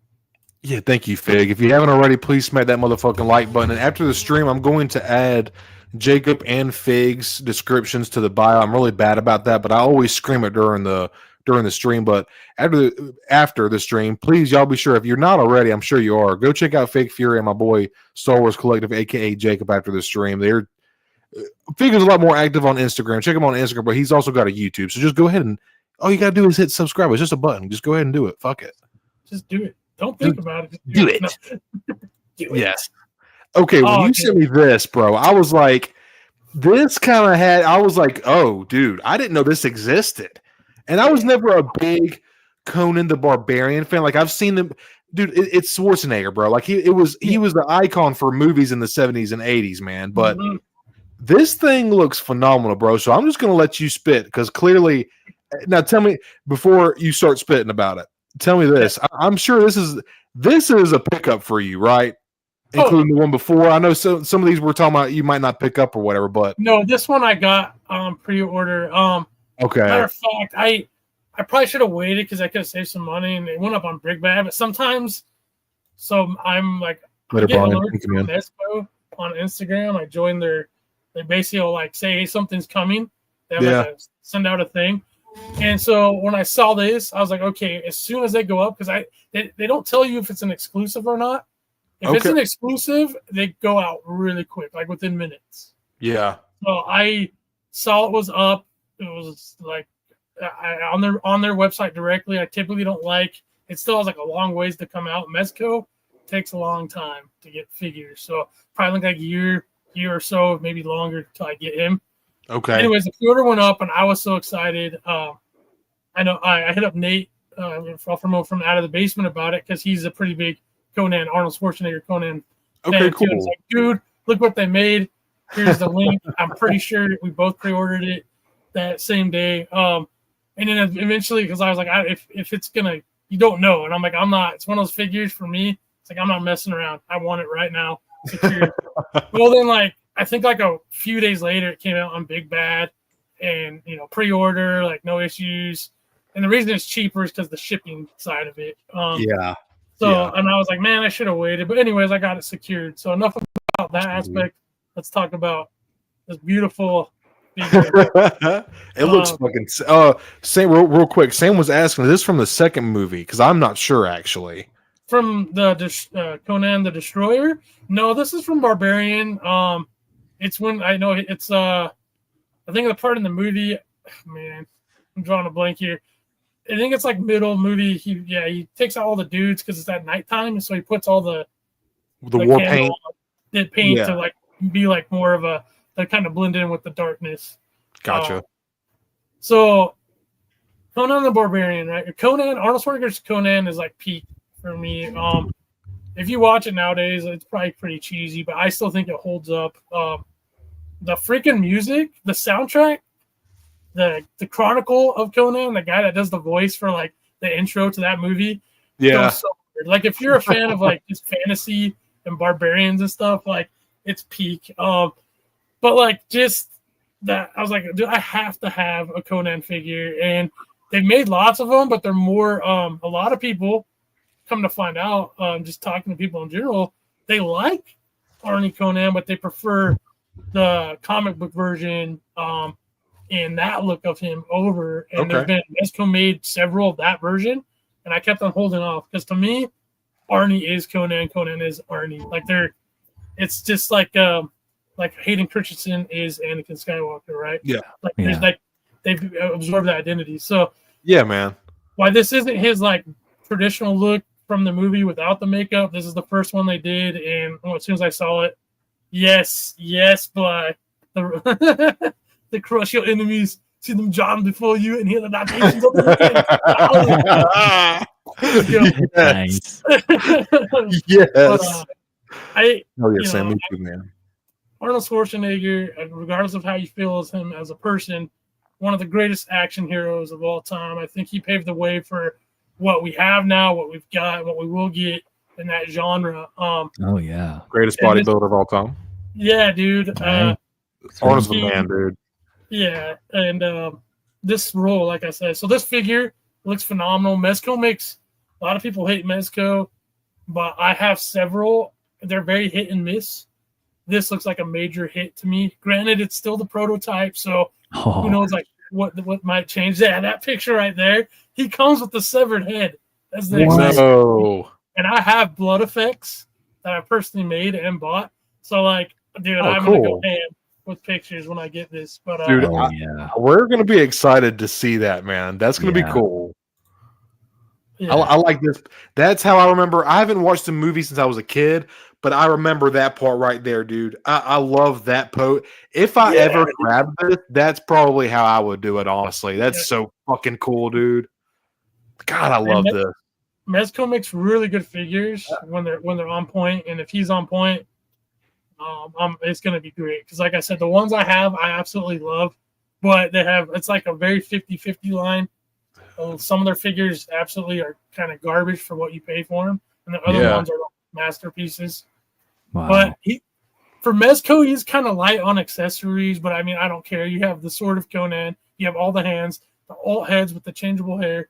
I mean, the knife, the severed head, like the amulet. It's all cool dude. stuff. It's got a lot of shit with it. Two snakes, dagger, necklace. It is a lot when you collect stuff like Black Series or Marvel Legends, but in the realm of Mezco, sometimes you get like the Mezco Deathstroke I got years ago. They're like a tray of weapons, 2 machine guns, pistols, tons of ammunition clips that go in and out of the guns, sword. I mean, grenades. Like it's like a pack full. It's almost like Hot Toys. But you just got a pack full of accessories. So in that regards, this is light. Anyways, this is awesome. I'm hyped. Man, I'm sorry to interrupt real quick, but I have to give a shout out to my wife, Mrs. Stone, real quick. She ran on a Target run real quick, and I have been kind of getting into WWE again because I grew up with WWF, WCW. Sorry to throw the stream off trail, but shout out to Mrs. Stone. She just got me the Stone Cold that I've been wanting. Hey. Oh hell yeah. 1 beer, 2 beer. 3 beer. Austin 316 says, "I just whooped your ass." So I just shout out to my love, my baby doll, Mrs. Stone. Thank you, baby. Sorry, y'all. No, that's good. Awesome, dude. Yeah, thank you, guys. Thank you. If Wilbon's in the chat, he's like, yes, right now. Yeah, I know he's all about that wrestling lately. That's awesome, dude. Sorry, my bad. Okay, anyway, back to Conan peakness here. Yeah, man. As you can tell, I'm like excited. This was I like, love it, dude. Dude. I'm sorry to cut you off again. I love when people are excited about shit, dude. Like that shit, it gets me excited. I don't know if you see, I'm probably grinning.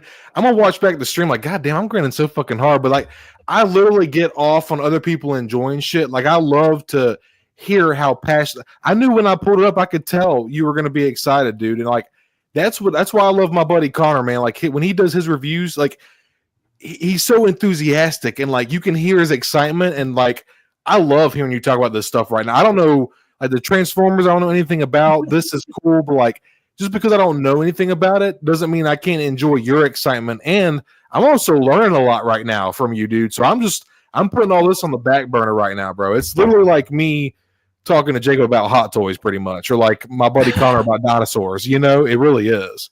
no, I mean, Thank you guys. Thank you. that we do that on, I love to hear that. And I mean, I'm plugging M&F a little bit here, but just because I'm on the show. Plug away, but bro. like, us four, like I've learned stuff from those other three guys about products. I was like, oh, that's cool. Like, I just would have personally probably never looked into because it's not in my wheelhouse of maybe what I like.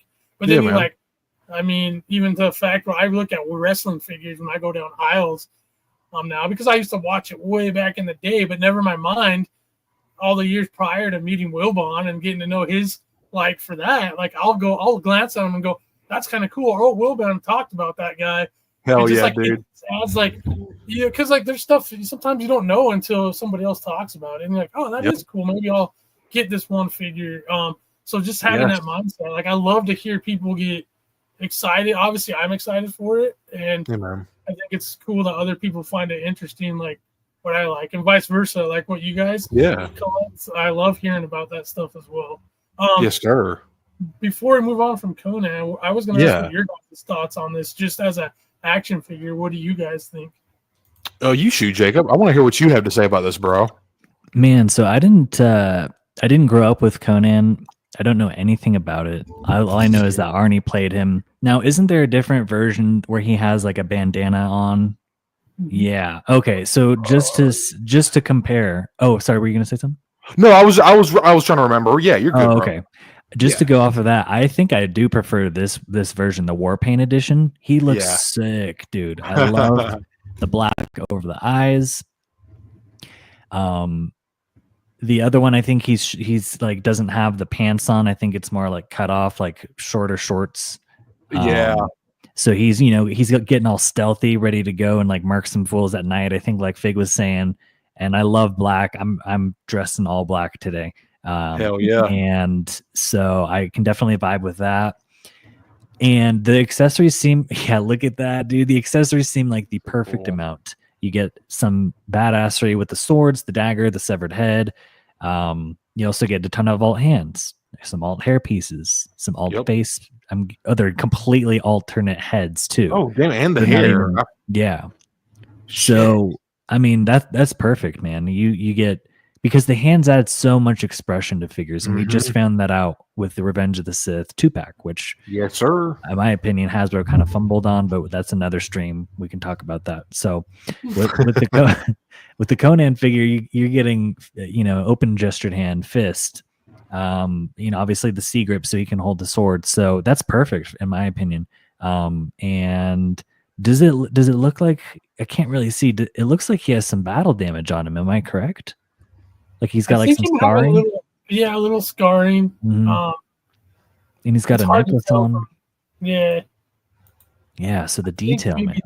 The detail, like to add to what you're saying, just in general, like Mezco can go really hard with their figures, so it's looking like this is going to be one of those. Nice. I'm so happy to hear that for you, dude. That's sick. Wow.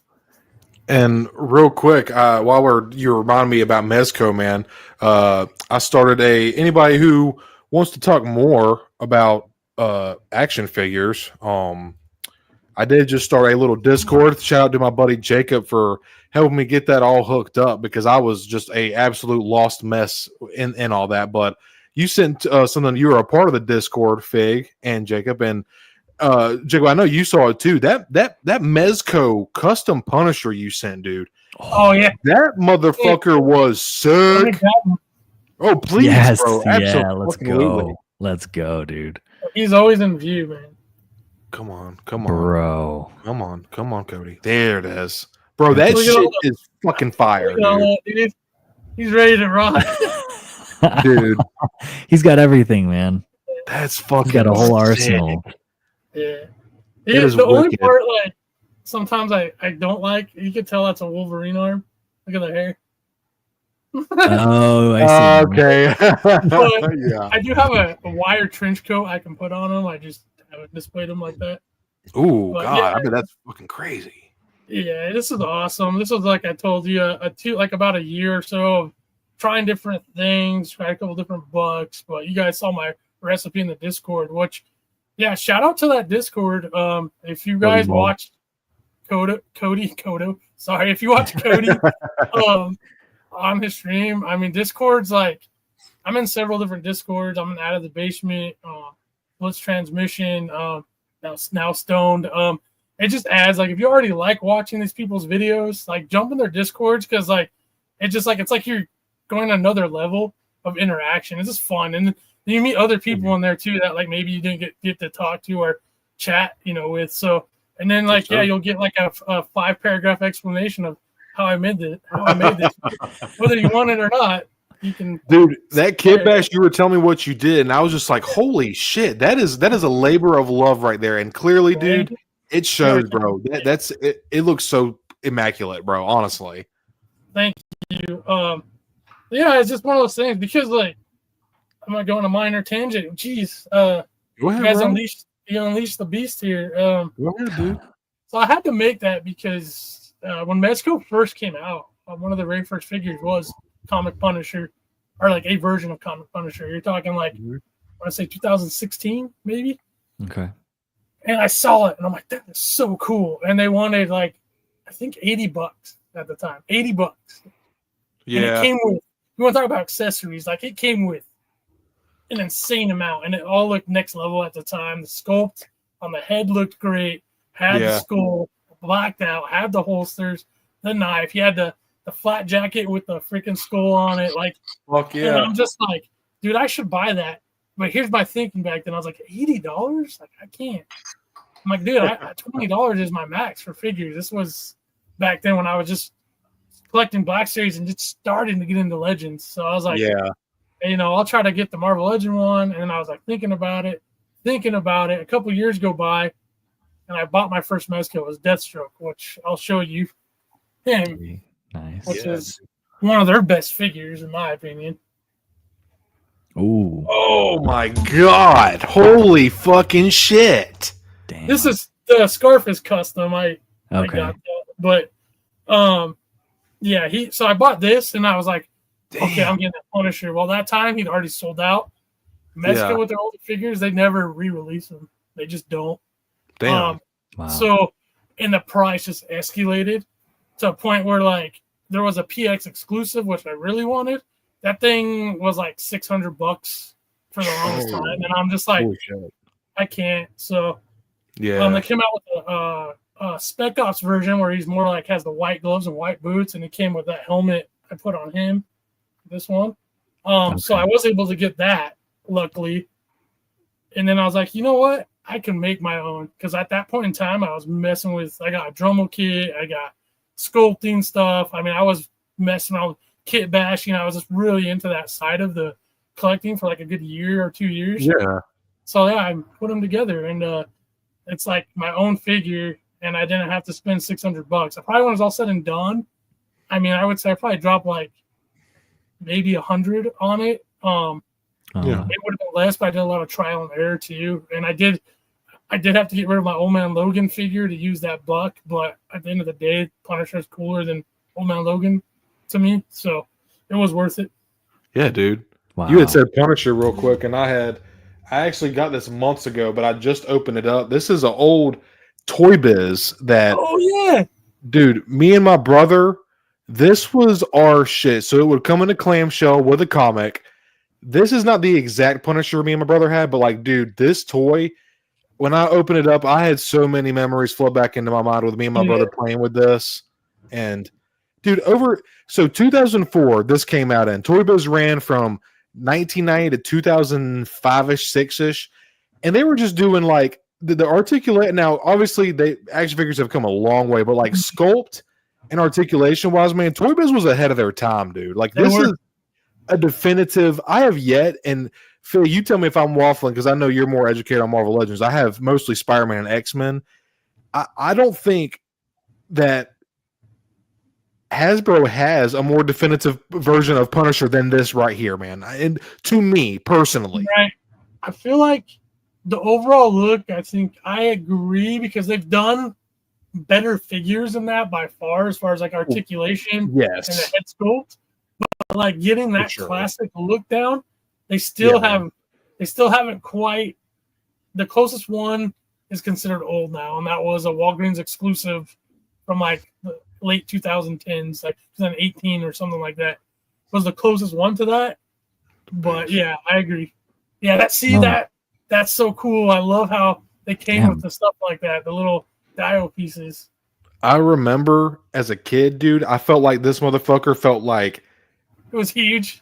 Dude, it's so trippy, man. I know we've all felt it at some point in time.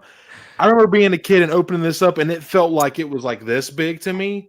And then opening it up, I was like, holy fucking shit. And then the other cool thing that I love about the old school Marvel Legends was, and it's a great way to get the younger generation involved back in the comics and to see other stories. They would always come with a comic. This is issue number 1 that came with it. Yeah. It's awesome. And this specific one, the Warzone, this ran for like 3 or 4 years and had over 40 issues. And people don't actually know is Punisher was actually has actually debuted in Spider-Man in the 70s in the Spider-Man comics.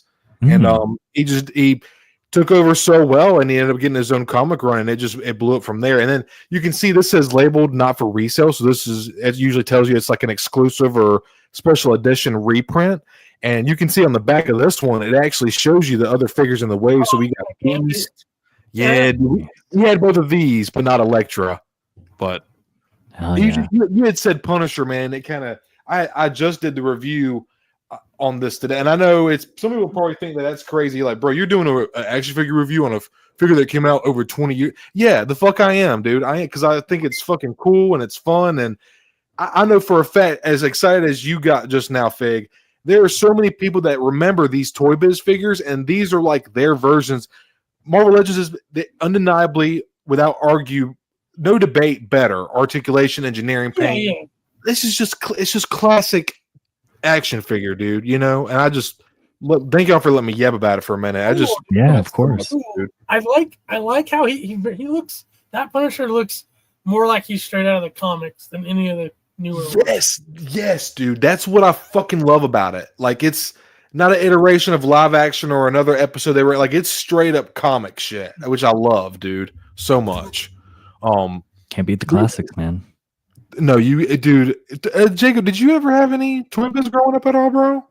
I didn't, man. I had a bunch of Star Wars and like Lord of the Rings and stuff like that. Yeah, wish I still had some of that. Those old Lord of the Rings were pretty sick, man. Oh, right. The Cave Troll was one of my favorites. I remember seeing those when they came out. I was older, so I was in my 20s when those movies came out, so I wasn't collecting action figures, but I had seen them and I was like, that's cool.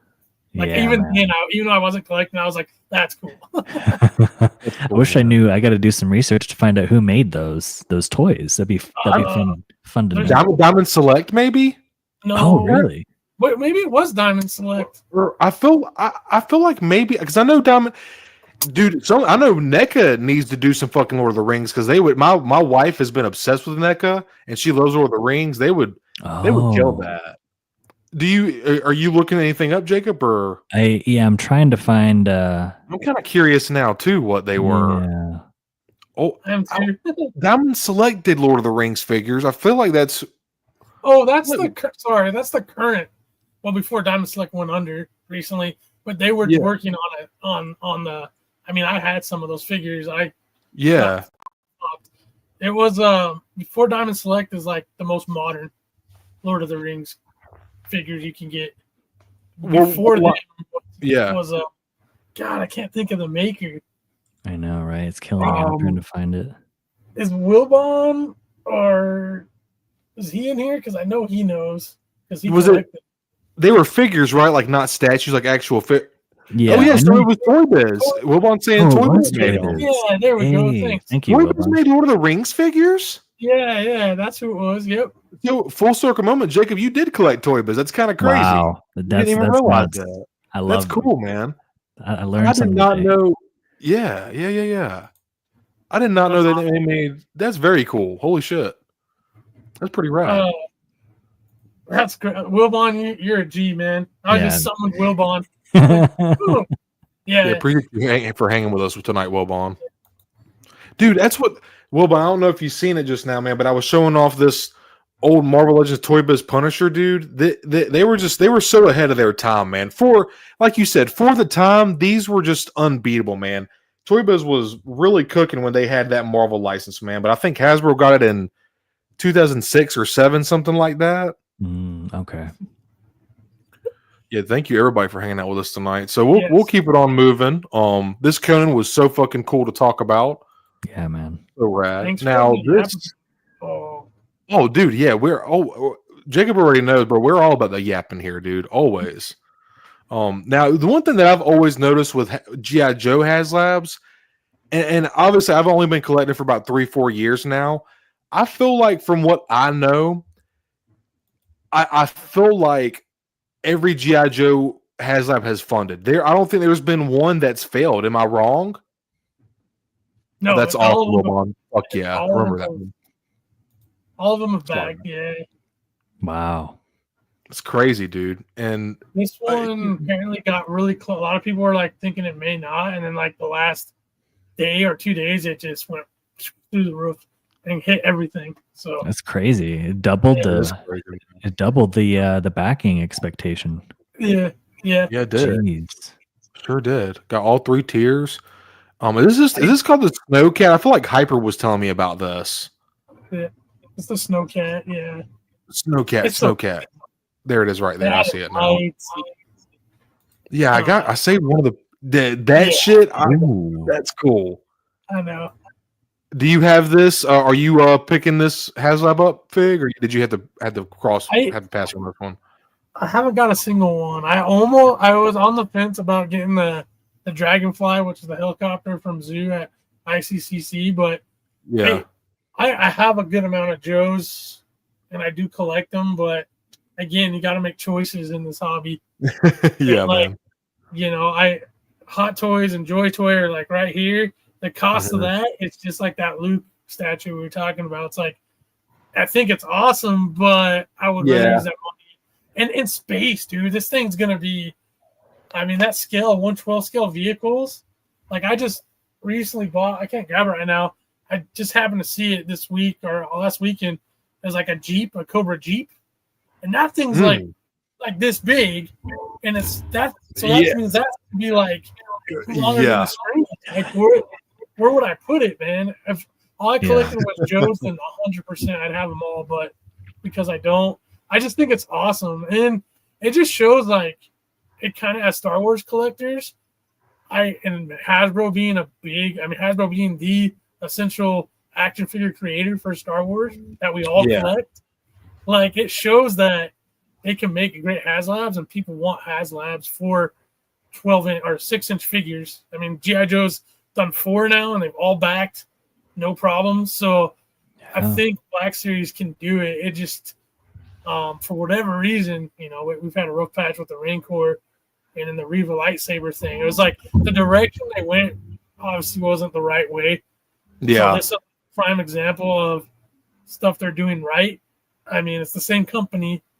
I know there's other factors like licensing and stuff like that. But I mean, I just feel like we should be able to maybe not get as many as classified G.I. Joe, but like be able to get a couple under our belts, or at least one that funds. I think once we get one that funds in the Black Series, I think then the wheel start rolling down that hill, and we'll get more. And I feel like people want it.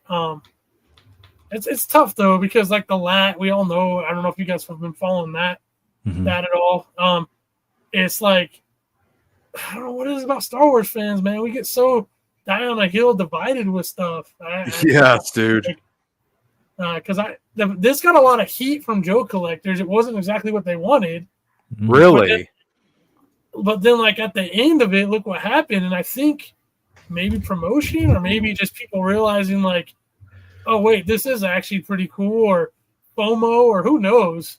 I don't understand like the thought process. But I feel like that's where Hasbro drops the ball in the Black Series. Is I don't feel like they marketed enough, and maybe that's like a minute fucking thing, but like even still, man, the minute differences for something like that can mean all the difference for an action figure line. I just feel like they could have done so much better. And I'll just bring it back to the Rancor. I know it's like 2-3 years down the road from it, but like there was just so many people that honestly, I was getting into collecting shortly around that time, so I didn't really like.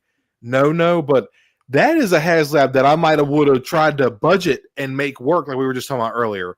But when they're constantly falling on their face and then they have these different tiers and shit, I would say just do away with the tiers. Fuck the tiers. Just give us the HasLab, and then if we get the HasLab, give us the tiers that you were planning on. Just single release them as figures. Like obviously it would make it a little bit more cooler, add value to the HasLab, yada yada. But let's just focus on the HasLab. Like, let's get the Rancor. Let's get the LEAT. Don't get me wrong. The tiers are cool. But clearly the Black Series is not in the position where the tiers matter much, like G.I. Joe or Marvel Legends. Like this, the Sentinel. They're iconic other pieces of HasLabs that have funded. And those are milestones and centerpieces for Marvel Legends, G.I. Joe, et cetera, et cetera. For Black Series, we don't really have that yet. We're still missing that glaring omission as some grand HasLab, and I've actually seen people mention this before. What I think would be cool, and it makes sense. I know they want these backers so they know that they're going to get their money out of the mold, yada yada. But like, would it be so hard for them to just do these things made to order? Would it be that hard, dude? Right. Before we continue on about the Snowcat, how would you guys how do you guys feel about what I just said? Make it about made to order, because I've seen a lot of people amongst the community kind of bouncing that idea around, like brainstorming it. And to me, it makes sense. The only thing about made to order is I've heard that like some of these sculpts and molds can cost like thousands and thousands and thousands of dollars. Yeah. So I don't know if like maybe only $2,500 back to out of like 8,000. To me, maybe that's not enough for Hasbro, like you said, to be incentivized in order to spend the coin on the new mold or for whatever they're creating for the HasLab. So yeah, that's kind of my thought process there. Well, I hear you, bro, and what you're saying makes total sense. Absolutely. Fig, how do you feel about it, dude? The made to order vibe. As a collector, from my side of things, yes, made to order, please. That means it's gonna happen, and I don't give a shit if they make only 5 people order it, or 10,000 people order it, right? Yeah. So like from that side of it, that would be ideal dream from a collector's, from all of ours, because then you want it, it's gonna get made. You don't got to worry about it being backed, and people, and then all these other stuff that goes along with it. But the flip side of that coin is kind of like what Jacob was saying, is like I do feel like from the manufacturer and as a company making money off this stuff, because at the end of the day, that's why they make this. I mean, they have people on there that have a passion, that collect, that want to make cool stuff, but it does need to make money too. Absolutely. It's a business. So like it would only work with stuff that they could get, just like a figure that they could get reuse out of and get their money in other aspects. Yes. Then it'd be just fine. And so it's like I still think you'd have to have both. I want them. Yeah. They can still do it for certain things. Like like an AT-RT. I mean, you could recolor that.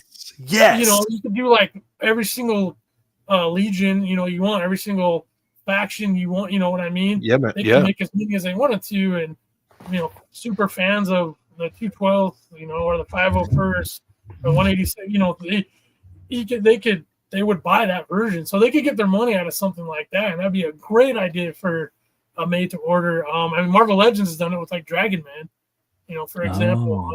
They've Oh, already- Dragon Man was made to order? I didn't know that. I'm pretty sure. You Okay. can correct me if I'm wrong, anybody in chat, but I'm pretty sure he was. So like, Yeah. I feel like they're already dipping their toes in that, and maybe they, Marvel, they have a better license agreement. Maybe that has an aspect to do with it. Maybe, to my understanding from what I've heard just in general is like Lucasfilm isn't as knee deep with what Hasbro can and can't do. Maybe less than what a lot of us have thought. But again, I've just heard that from rumors. So it's like, I don't know. Like there's all those things that we just don't know. So you got to look at it from at the end of the day, to sum this up for me, yes, I want made to order over HasLab, but I'd be okay with both. Yeah.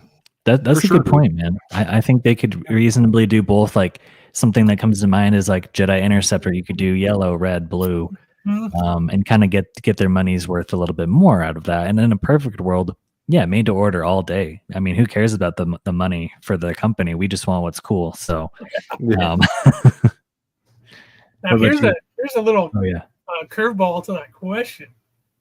Let's say hypothetically, they were gonna do you could do the Jedi Interceptor, right? Oh, bro.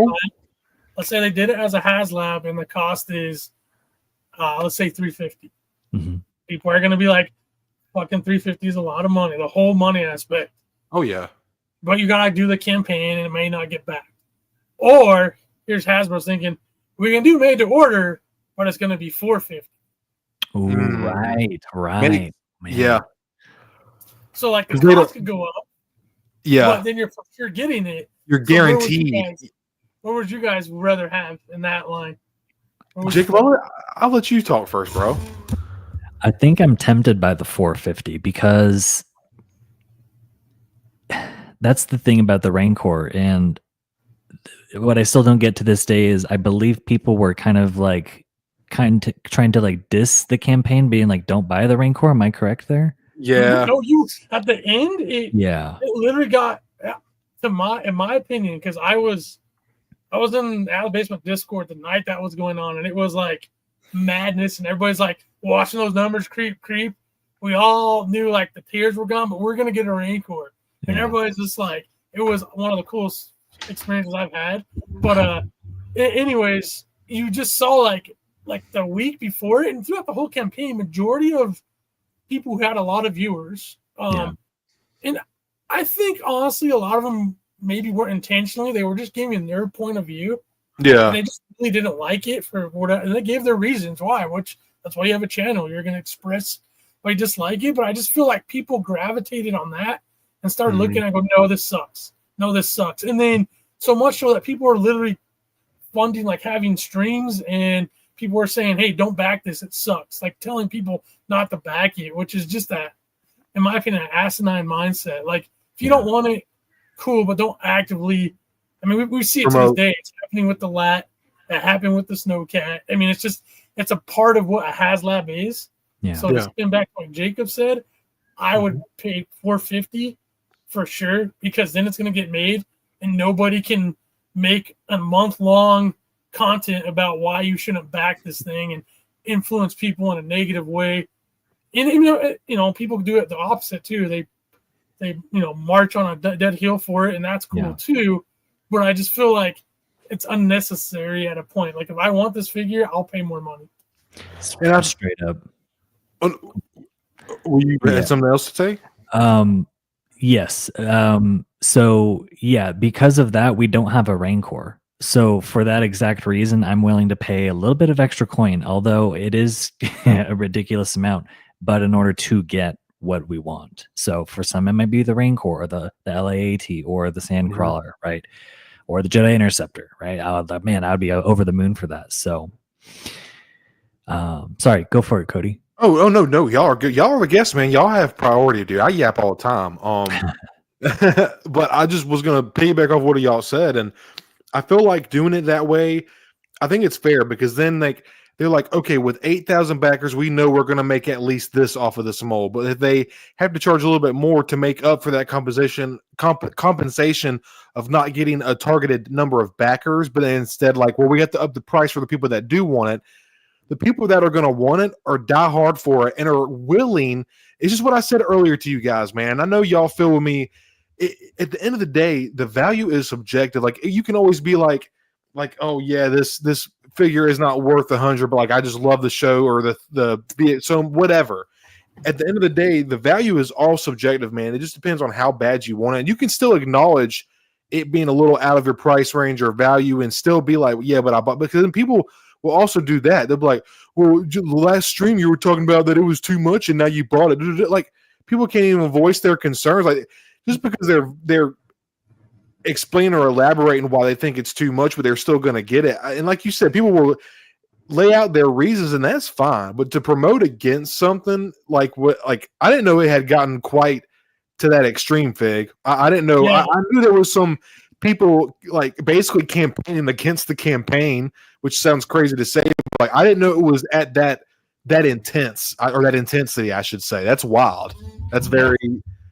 Yeah, but I think what you guys said overall, I think just charging a little bit more, it would suck. But if you want that Rancor, like Jacob was saying, if you want that Interceptor, it all depends how bad you want it at the end of the day, you know? And yeah. Right. It's like the ultimate, like all of us want to pay less. Like I would not, that wouldn't be my preferred price of $450 or $350. But like at the end of the day, that if that's what they're going to charge and it guarantees that I'm going to get it, I'd rather be in that camp. I'd rather be able to just, because like everything else I collect out is like, you know, you can either pre-order or go in there and just buy it. You know how much it's going to cost. And, you know, pricing is a valid point to talk about and to discuss because it's a part of, you know, it's an aspect of what you collect and what you get. But like at the end of the day, like I think a lot of us just like, if we really want something, again, the double hammer what you guys were saying is like we're gonna pay it. Like in the past I've overpaid on some things and then it went on sale. I'm like the Star Killer set, for example. I bought that. I was a Pulse Premium member.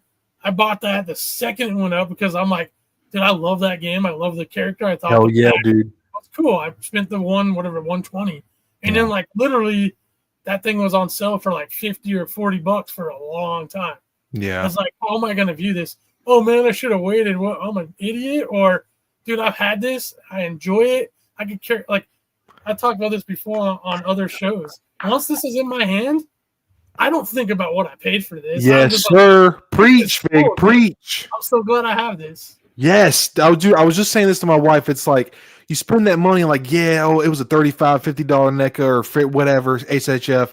But then it's like, you just bid it, it's gone, you have it for the rest of your life now, and you're going to enjoy it every time you pick it up and look at it. You said it so beautifully, Fig. And I just to touch on what TD3 Trooper was saying, the social media jump on the negative clicks, and in my opinion, cost the Black Series. Absolutely, dude. Absolutely, man.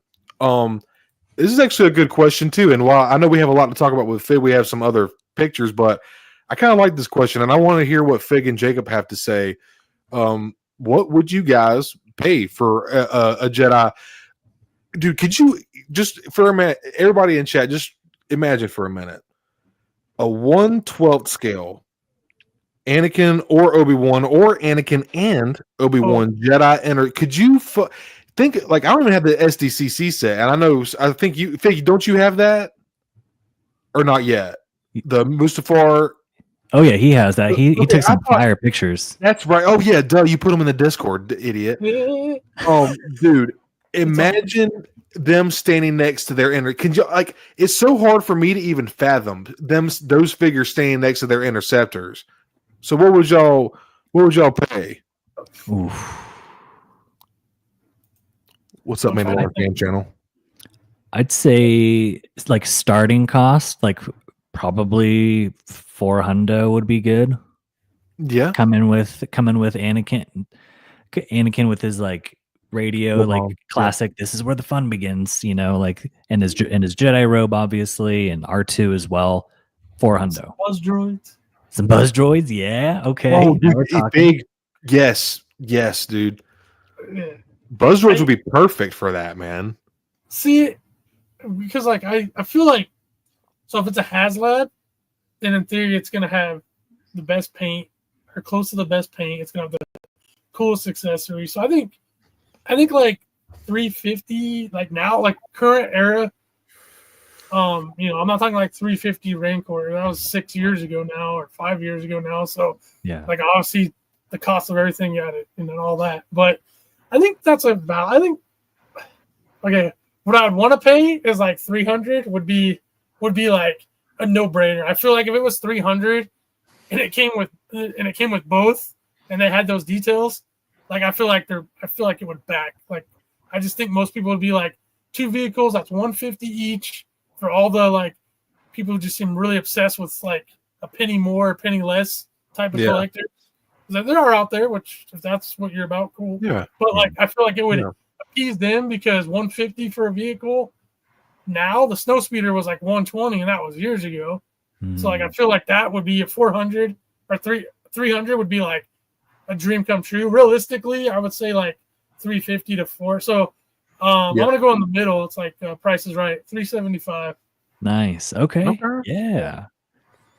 Yeah, solid prices, guys. I think y'all are in the ballpark. I think between 375 and 400, that gives them, now if you want to include shipping or not, they probably be like $50 for shipping.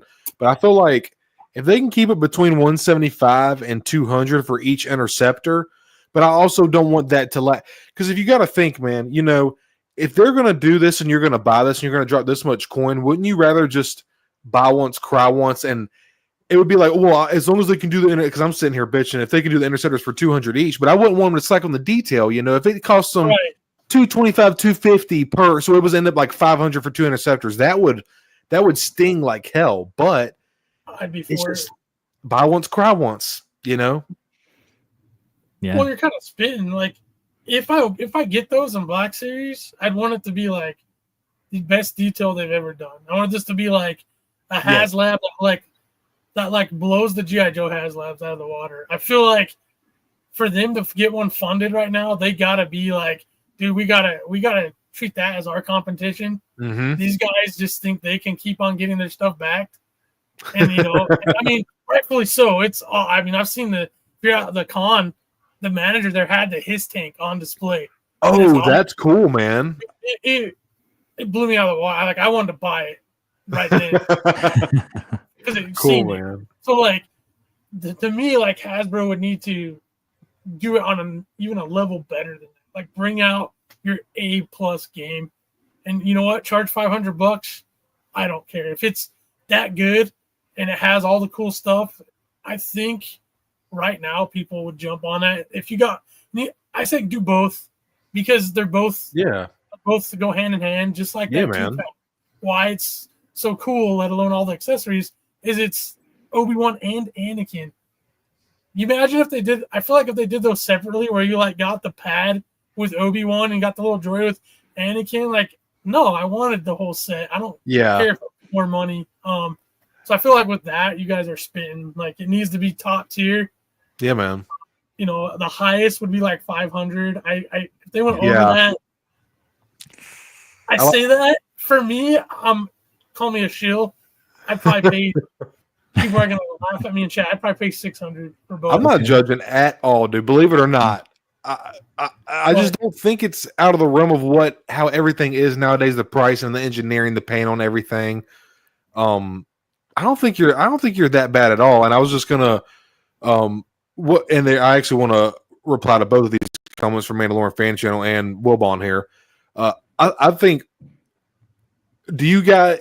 And I absolutely agree with this. I think and wasn't it only like 500 or 600 backers from backing? I feel like at that point, just fucking do it, dude. Like really?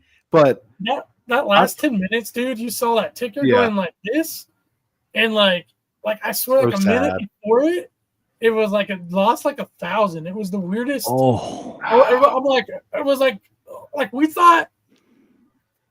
Damn, dude. It's something fun, but I mean, if anybody that's on Out of the Basement Discord, I think majority of people probably are, maybe aren't.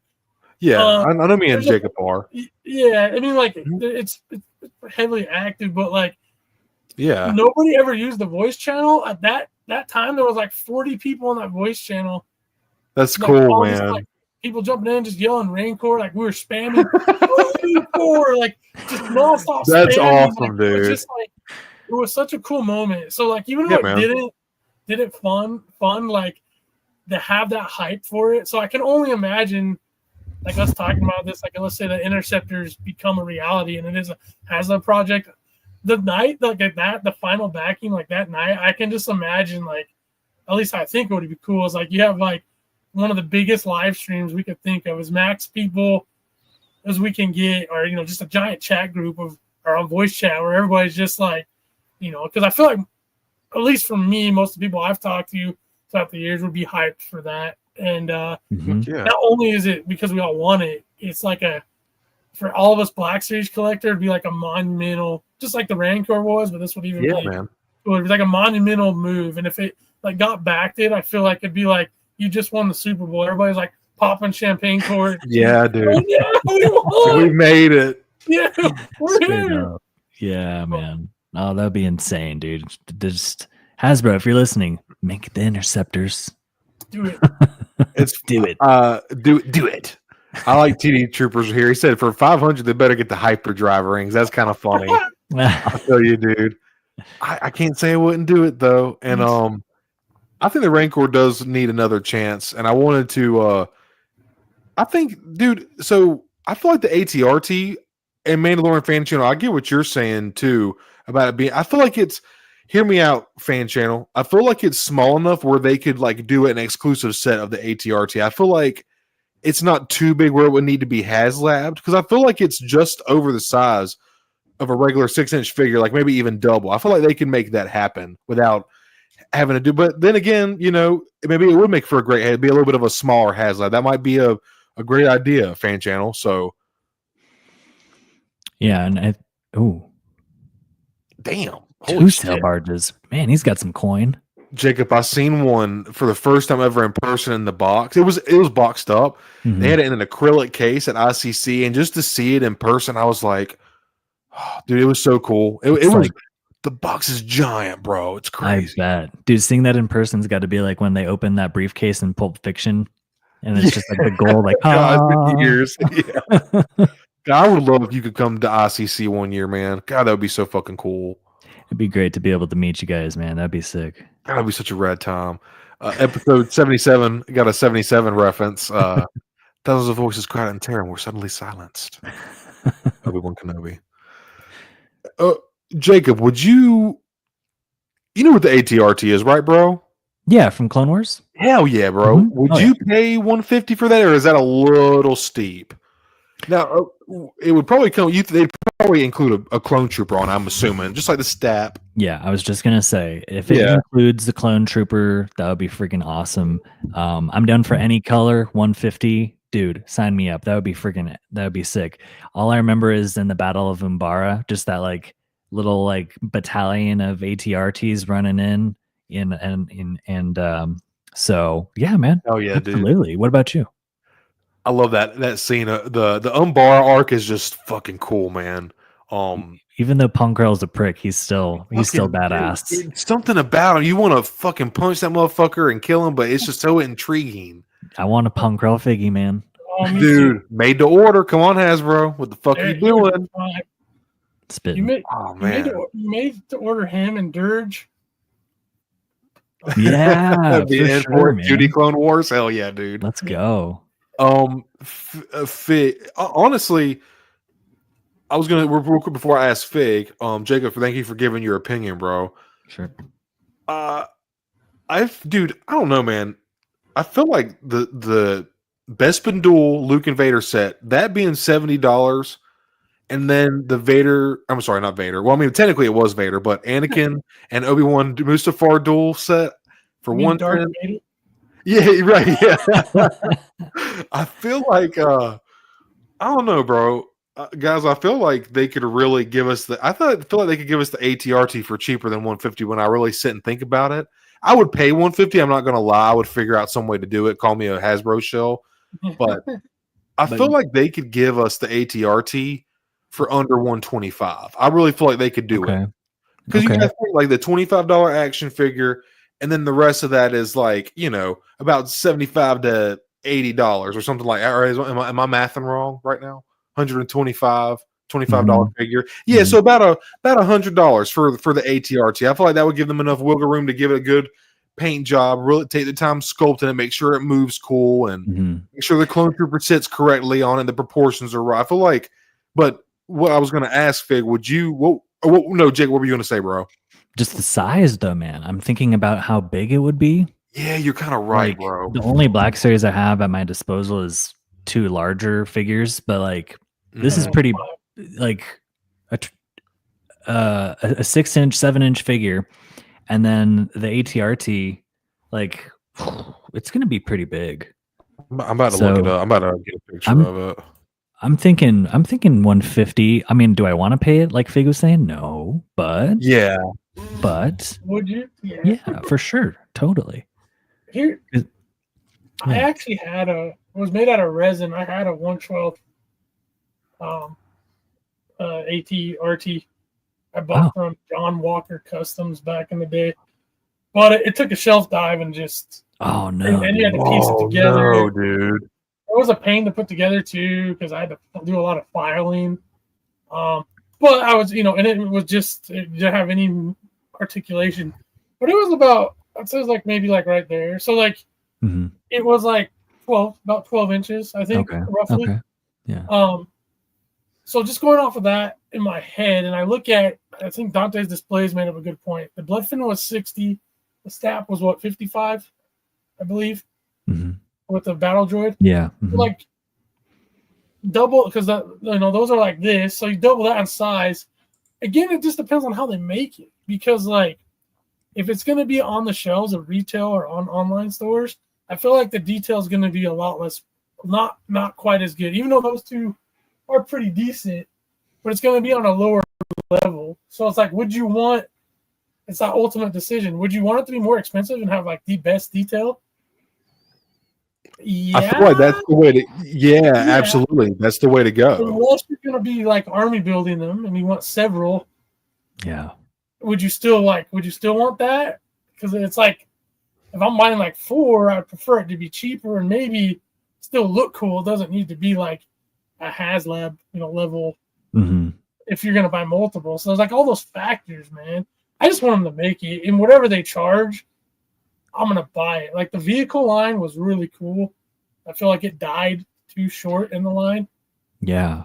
The snow speeder is phenomenal. Like, you guys can probably see it. I see that. And I see the TIE Fighter too. Yeah, so the TIE Fighters. Yeah, man. Huge.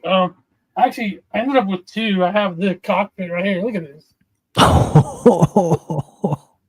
Yeah, so dude, like, it's in the detail on that. The inside's acted pretty well, but overall, it's very basic on the outside. Yeah. So like, I wish they would do more of that stuff, man. Just in general. And that retailed for how much again, Fig? Do you remember? I bought it at my original one. I bought at Target, the one that you see behind me. I want to say it was like maybe $225. Okay, all right. 200, right in there. And the other one I got for free. Nice. Hell yeah. Sorry guys, Caveman Cody was taking. I was trying to get the fucking. I sorry if I seem like I was zoned out. I was trying to pull this fucking ATRT up. God damn it, having a fucking hard ass time. All good. But I was just trying to wanted to just look at it again and just see like the proportions of it, So Jacob, you were kind of right. It definitely has some length and height on it for sure. Yeah. It took me forever to fucking pull it up at this point. Oh, you're good, man. I just wonder if they're like hesitant on it just because of like how the operation of keeping the legs, you have to have them articulate and then keeping it sturdy. Like I wonder if they're struggling with keeping it so it doesn't always tip over. I wonder if they could take like some of the technology from the Super Battle Droid legs and implement it into the ATRT, because those guys, you can almost, you can get them on a one-legged running pose, which is so cool.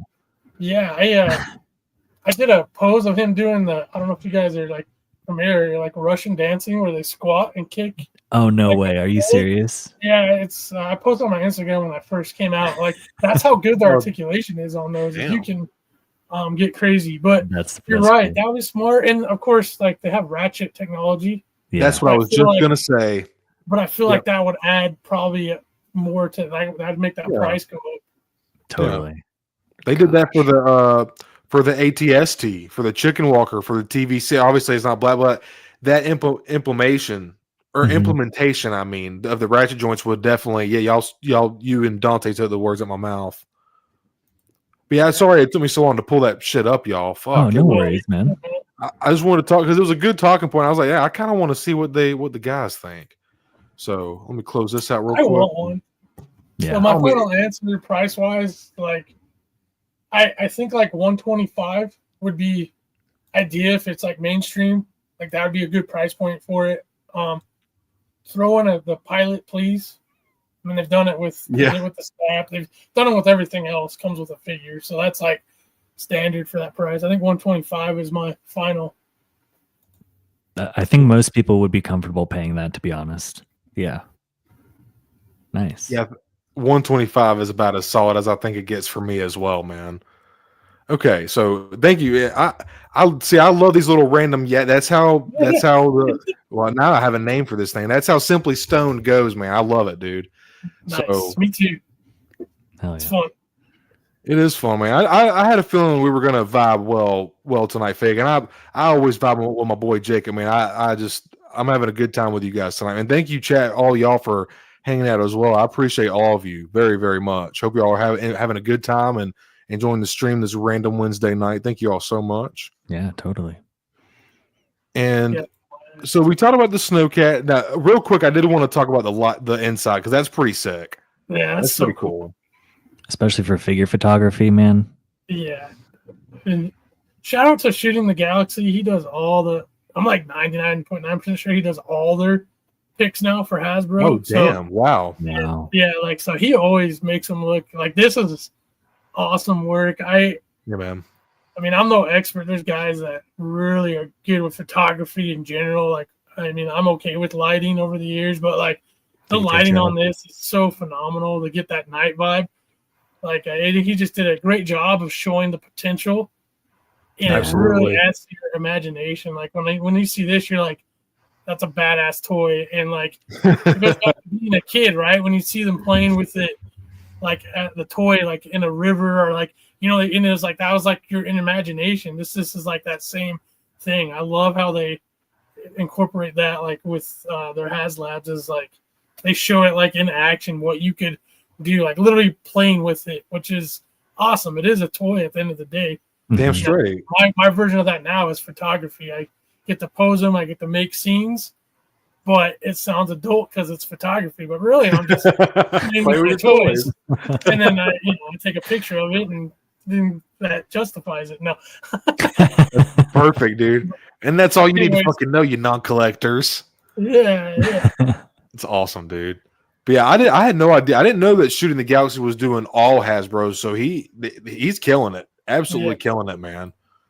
I know he's Splash Series, TVC, and G.I. Joe. I'm like 99.9% sure those three. I don't know about the rest of the lines. Okay. Yeah. There's a cool shot too with the snow on the tires right here. That's very cool, man. It has swappable windows. So you see how it has like the snow with the wipers? Yeah. You can swap that out for just a clear one. Oh wow! Yeah. Damn, that's pretty sick. That is sick, actually. And then look at all the like the decals, the numbers, and the symbols. Like there's a lot going on here. Yeah. Very, very cool, man. This is rad. Where was this when we were younger, huh? Yeah, you ain't lying, bro. They had this when I was a kid. It just was a little bit different version, huh? Yeah, there was a 3.75.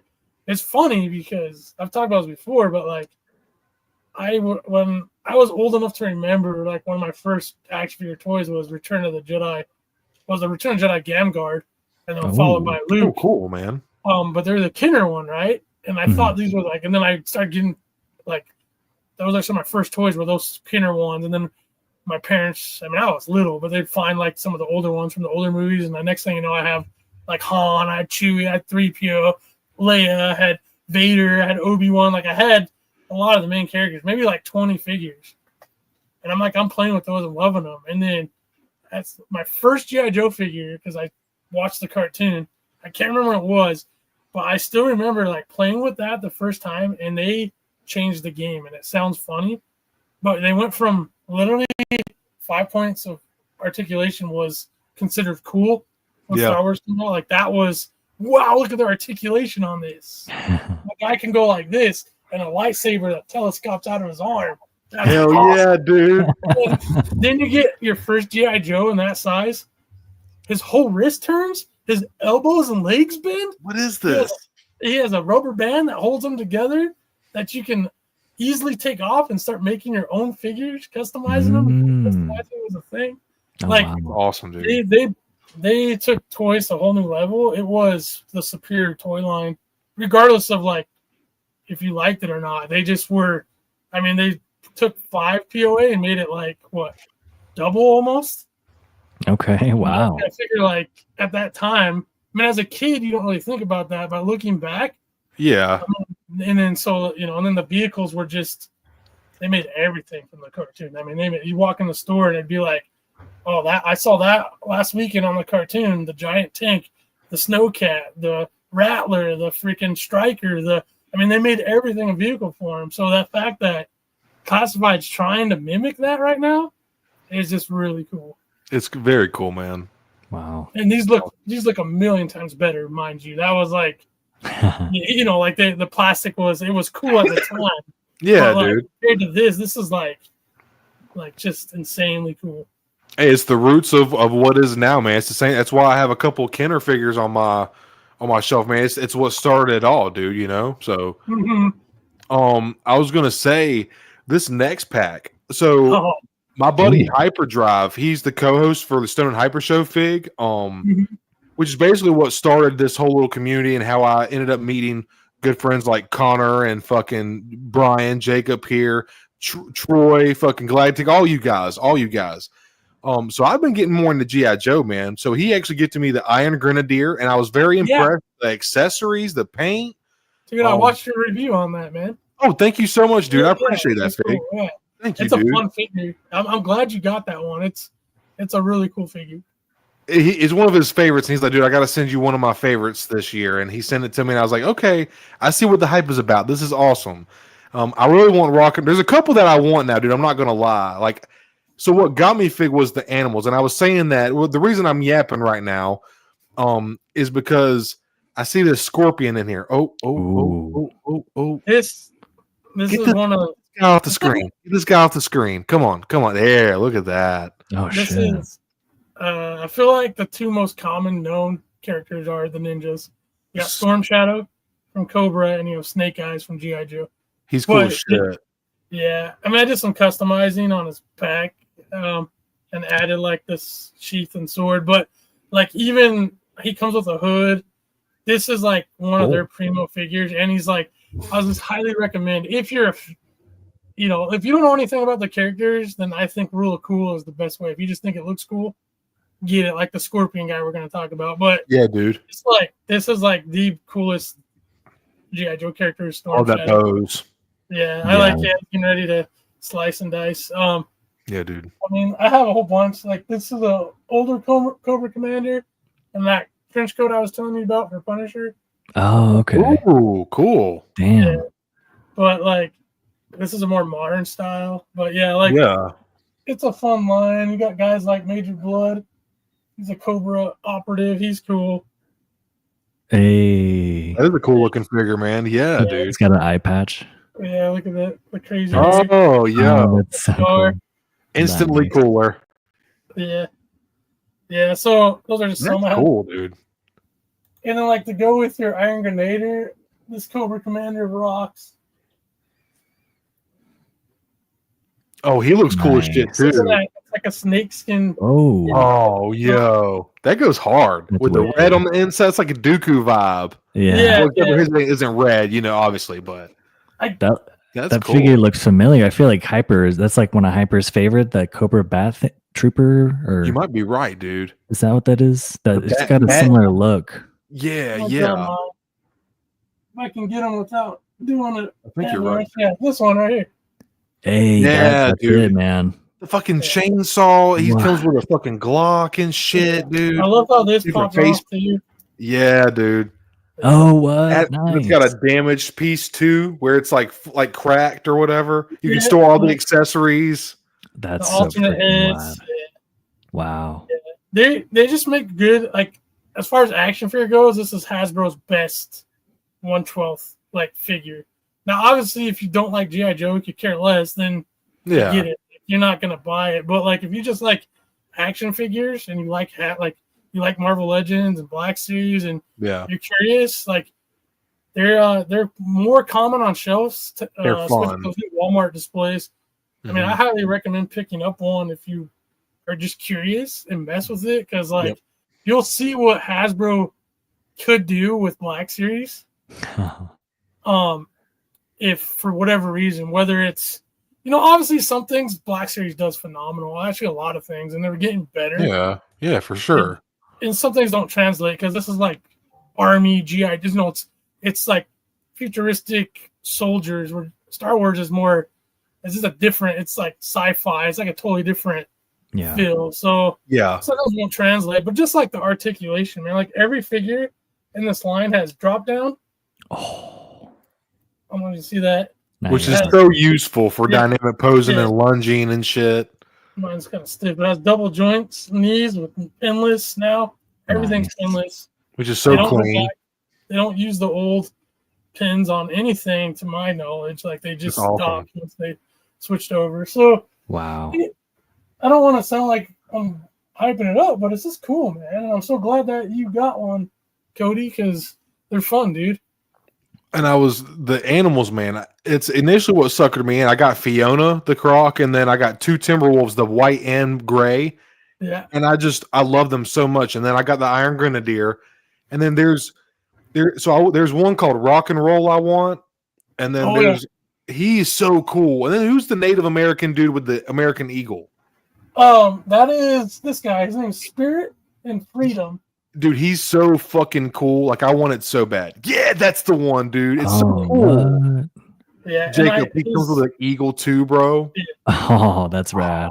I have him, his Eagle cool. is I have like can't show you it, but basically I have like the main the original 5 G.I. Joe characters with General Hawk, and I have like a American flag behind it, and then the Eagle's like on his Eagle's like on the flag. It looks like it's hard. Awesome. Yeah. Because like back in the 80s, like it was called G.I. Joe, a real American hero. That's how they advertised it. They dropped the last part. I know it's because of some licensing things and some other reasons. They just called it G.I. Joe now. But like as a kid, like that, that was just what we watched. That's what they were known as. So like to me, it's always called that. I mean, these are the exact same figures, regardless of what it says on the box. Yeah. Okay. But it's just like that whole thing. It was always like G.I. Joe and Cobra was trying to rule the world, and G.I. Joe was the task force that stopped them. It was like, it was the ultimate good versus evil. You didn't need to know like the interstellar, politics and all the war. Yeah. Well, like the Cobra Commander was never like a multi-dimensional Darth Sidious type character, which is cool in its own right. Yeah. But he's just literally. He was a used car salesman that got pissed off at the world and starts an evil organization to take it over, and he becomes Cobra Commander. That's his that's his origin story, and he's just the bad guy. Like there's no, sometimes it's fun to just have a bad guy. There is no, he doesn't have a redeeming arc. He doesn't need to be multi-dimensional. He's just the bad guy. Yeah, and it's just pure and simple. That. Yeah. And that's why, I like G.I. Joe, because that was the whole focus. It's like you literally have, in that regard, you have the good and the bad. And there's a few figures like Storm Shadow later on. He plays jump sides a few times, but for the most part, it's like you're a Joe or you're a Cobra. Consistent. Shoot at each other, one wins. All right, hell yeah. Anyways, again, tangents, man. I'm all about them. Oh, dude, it's live here, dude. And the Warhog is awesome. And then Connor was talking about the polar bear, which I also kind of want to snag that polar bear too. I think I watched Robo. I think Robo did a review. Am I waffling right now? I feel like what was he talking about? He wanted the polar bear. I forget it. I've been watching a little bit of Robo lately too. I didn't grow up on Robo like some people did, but I really enjoy his stuff too. But I can't remember now. Robo is one of the coolest, chillest dudes I've ever met in my life. Like, he is so cool. Yes, he was so much fun to talk. Like you could see in his videos, in my opinion, but like he just loves this hobby. He loves action figures, man. And it was just like, it was really cool to get to meet him along with everybody else. But he was like one of those people I've watched a long time. Yeah, dude. So it was just like, and it was pretty cool, man. And another reason to come to ICCC is you just meet all kinds of people you've seen on YouTube, people you've never met before. You start talking, and it's just like the next thing you know, you build a relationship on this hobby. So I'm advocating for, if you can make it, it's just a lot of fun, man. I know it's depending on where you are at in the States. Like for me, it's not necessarily good because it can be tough. Other side, but like just like we're talking about, if you really want to do it, just make it happen. Yeah, absolutely. You got plenty of time too, because it's not till May of next year. Yeah, or like June or July, I think actually. Oh, is it going to be in the June? I think they moved it to another month. I think so. Yeah. Okay. Even better is more time.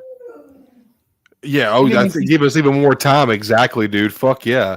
And I got to talk to Robo for about 10 to 15 minutes. It was the second day of ICC, and I walked in looking for my boy Hyper. Mrs. Stone is behind me on my tail.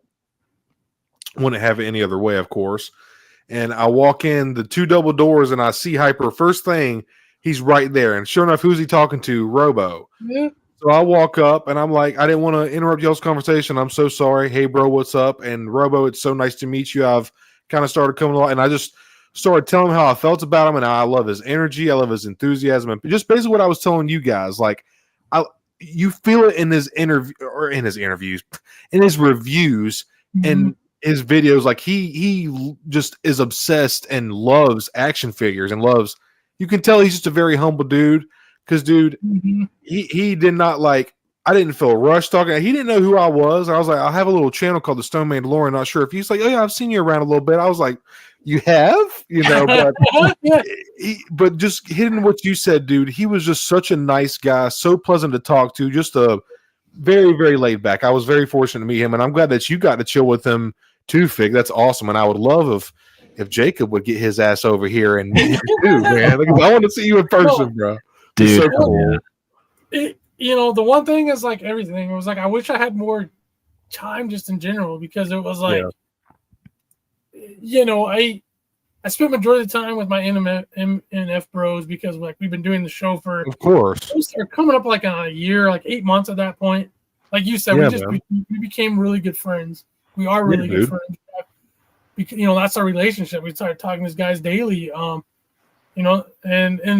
it's like, so it was like, that was like where majority of my focus was, especially my first time there. So it's like, but it was just like, I started like us, man. I'm glad we got to spend a little bit of time, got to chat somewhat. But I was like, in the back of my head, I was like, oh man, I want to like get it. Like the following day, I was like, I want to see Cody again, because like I know we were talking about some stuff while I think we were eating dinner the one night. We were, and it was, there's so many conversations, so you're going like this. Yep, the whole time.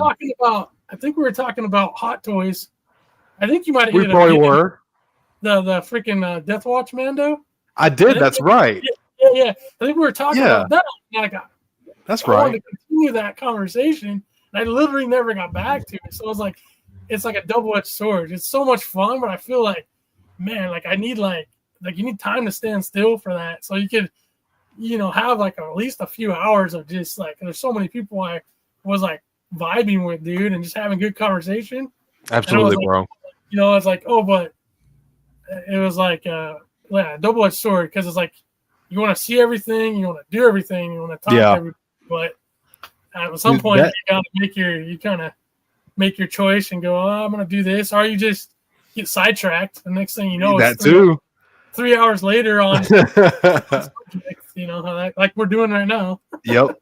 Dude, that 3 days down there, the 3 days just it flies by, dude. You would really, honestly, I would like a good like full 5-day vacation or something. Like, hey, look who just joined in. What's up, R2 Drew 2? Hope you're doing well, man. Hey, dude, you ain't gotta apologize or you didn't hate join. Dude, don't even worry about it.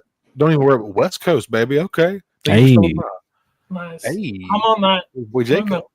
Pacific Northwest, so. Oh, okay. So you're kind of over that. Oh, yeah. So you're kind of almost west too, technically, honestly. Mm-hmm. Yeah. I'm on mountain time. So. Y'all that Tupac, I'm that Biggie. Hey, bro, I hope you're doing well. Thank you for stopping by, man, while I yap with these two awesome gentlemen. So we got, like I said, Simply Stone. We got on our tangents now. I'm so glad I have a name. Shout out Galactic Artisan. This pack here, dude, is pretty. So I'm gonna let Fig yap about it for a minute. Then I want to hear Jacob. I know you're not super into G.I. Joe, but I still want to hear your opinion on like how this looks and stuff, bro. Oh yeah. So Fig, how you feeling about this pack right here, dude? I pre-ordered it, and honestly, this is the character that came out. I don't know anything about him. He's newer, or new. When I say newer, maybe last 15 years, 20. You know, I was more 80s and early 90s. That's kind of my knowledge base for them. Yeah. But it's literally the rule of cool. I mean, look at the swappable faceplate, that mask, and that cape. Just the design. He's an awesome trooper, and the Scorpion is sick. I was like, I have to get this. This was the ultimate rule of cool buy. I mean, this looks badass. Like, this is the kind of like very Cobra centric. Almost all characters have masks, which I love. Always like helmeted and mask characters, or have the option to display that versus like non in general, especially for like troopers. So yeah, that's essentially it. I don't know his actual call sign. I think they're basically like any other Cobra trooper, where the reason they did the swappable faceplate is right here, so you can buy two. Oh, okay. Yep. You can army build it, and it's cool. They put like a part of the cloak around his face. It looks like, which is awesome. Yeah. Yeah. So that's cool. Like, it gives you display options. Look, boys, thigh swivel. We used to have that in the Black Series years ago. My God. Dude. When you were messing with the Iron Grenadier bat figure, Cody, that's cool, man. It's so nice. Like, oh my God, dude, that figure is a dream. It's just like you were saying earlier, because I have no tie or connection to G.I. Joe whatsoever, but I just enjoy and am infatuated with the engineering and just the effort it takes that goes into making a 1/12 scale action figure. Like, I just love it, dude. And like, I can just appreciate a good action figure without having, obviously, being connected to a character makes it more sentimental and like more important feel. But at the end of the day, man, you just got that rule of cool. Like, you just like something, and G.I. Joe is getting to that level for me. Because what I want to do, Fig, real quick, and I'll quit yapping. I want to get more G.I. Joes and start incorporating. And actually, I got this idea from Connor. Can I pet that dog?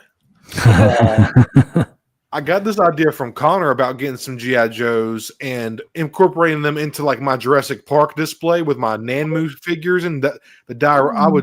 I was like, yo, that's such a great idea. So ever since he said something, and then Hyper, my buddy Paul, Hyper, he just got me, and he's been yapping in my ear because he's a dude. Fig, you and him would have endless. We got to get you on a Stone and Hyper one day, man, because you and him would just like, I would just be like trying to soak up everything, because you and him would probably have so much to talk about. He's die hard G.I. Joe, man. He was in the Navy too, so like military is hell yeah, dude. But let me quit yapping here. No, real quick, like this figure right here would go sick like in a dinosaur. I mean, it looks like a dinosaur hunter or like tracker, especially like that. Yeah.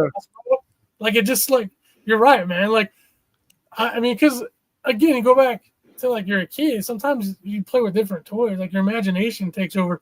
Plus, I just think it would look awesome. Like, that'd be such a sick display. So, hell yeah, dude. Right, man. When you do it, you gotta share it. I want to see it. Yeah, absolutely, bro. I sure will, dude. I've been kind of wanting to dab, but just you guys that y'all get into like shutter speed, and dude, if it wasn't for Jacob, I wouldn't have my damn Discord going. Like, he literally helped me out so much. But that's why I've been watching Sir Dork, and he's talking about the shutter speed and this and that, your exposure. And I'm just like, I just want to click the picture, bro. Like y'all doing that crazy shit, bro.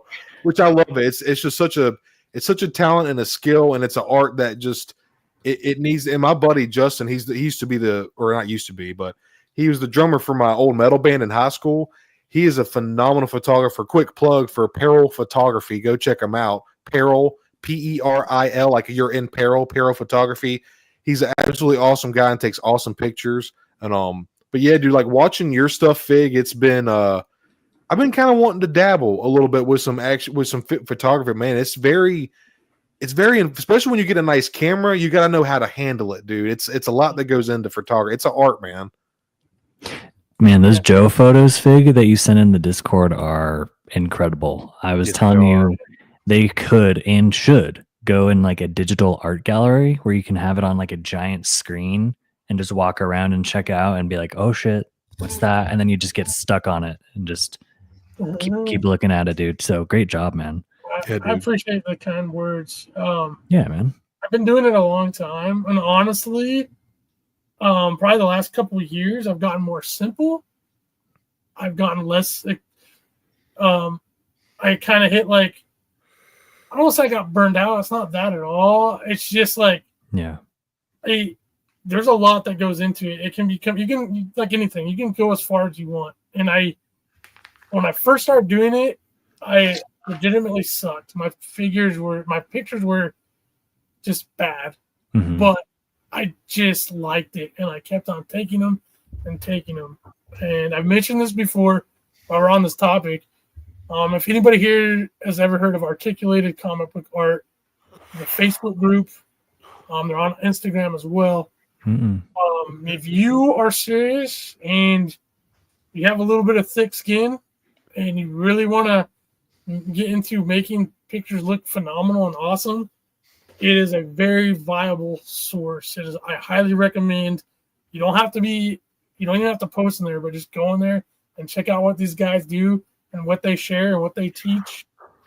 And I say at some point, if you really get into it and you start doing that, start trying stuff, and you start posting in there, they will come at you hard. But most of them, it's from a very critique aspect. That's the whole point of posting there, is that it's to help you get better. Yeah. And sometimes it can come off a little, I think a lot of people may not like it, but honestly, it helped me grow. It helped me learn.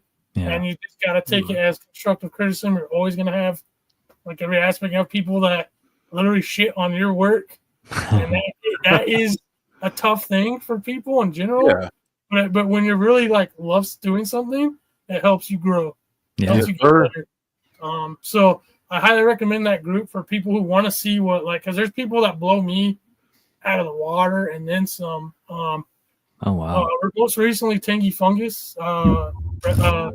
Yes, you're familiar with him. RebelScum Photography. Yeah, like his latest stuff, man, he is killing it. And yes, like, he is.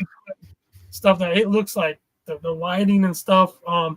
He's who I follow the most. That's very much into that style. So that's where that's where my roots are, and I still use aspects of that. But and another thing is they don't believe in editing. It's all tangible photography. Oh, when you wow. see some of these pictures, like they will use lights to make the lightsabers glow. It's not editing. So it is an artwork and then some. I'm hyping it up because it is phenomenal and how much work and time goes into that stuff. And I've done that before. I've done that. A lot of my earlier stuff is non-edited, and it's a blast, but it's very time consuming and it takes a lot more time. And now I've kind of bashed. I like editing because I can do it like when I'm just chilling in bed, like you know what I mean? Just doing like getting at a doctor's appointment. I can add effects where that, doing it tangible way, you have to spend all this time in the zone. So I just don't have the same amount of time set aside as the main reason. Sure. But it's like practice. But I said this in a photography Discord too a few days ago. The best way to do it is to start posting stuff and trying stuff. And if you think it looks cool, just do it, post it. And I feel like, especially in like a lot of the Black Series communities, most people just like seeing seeing figures. Like they'll get ideas. And then if you want want someone to like give you pointers. There's a lot of good photographers across the board that will probably, if you ask them, they'll give you some basic pointers. Most of them aren't going to say anything. At least I don't say anything to people unless they ask me, because I'm like, they're getting started. You know, it's like, I don't want to be like, I hate people that do that. Like, oh, you can't pose worth shit. It's like, Yeah. how is that being helpful? If this person really has an interest in it, Yep. how is that going to help them? You're just like dogging on their crap, stuff right away. And it's like, Yeah. And I don't like that. And that's tangenting. And that's the reason why You're good. I stepped away from that. As much hype as I give articulated comic book art, R2-D2, if that's what you're asking. ACB, yes. that's what it's called.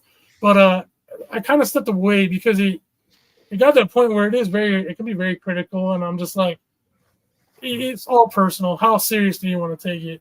If you're serious minded and I did that for like 2 or 3 years, and I credit it to where my photography is. At the same time, I also was like, I stepped away from that whole group because like day in, day out, just like nonstop, like, people would say that.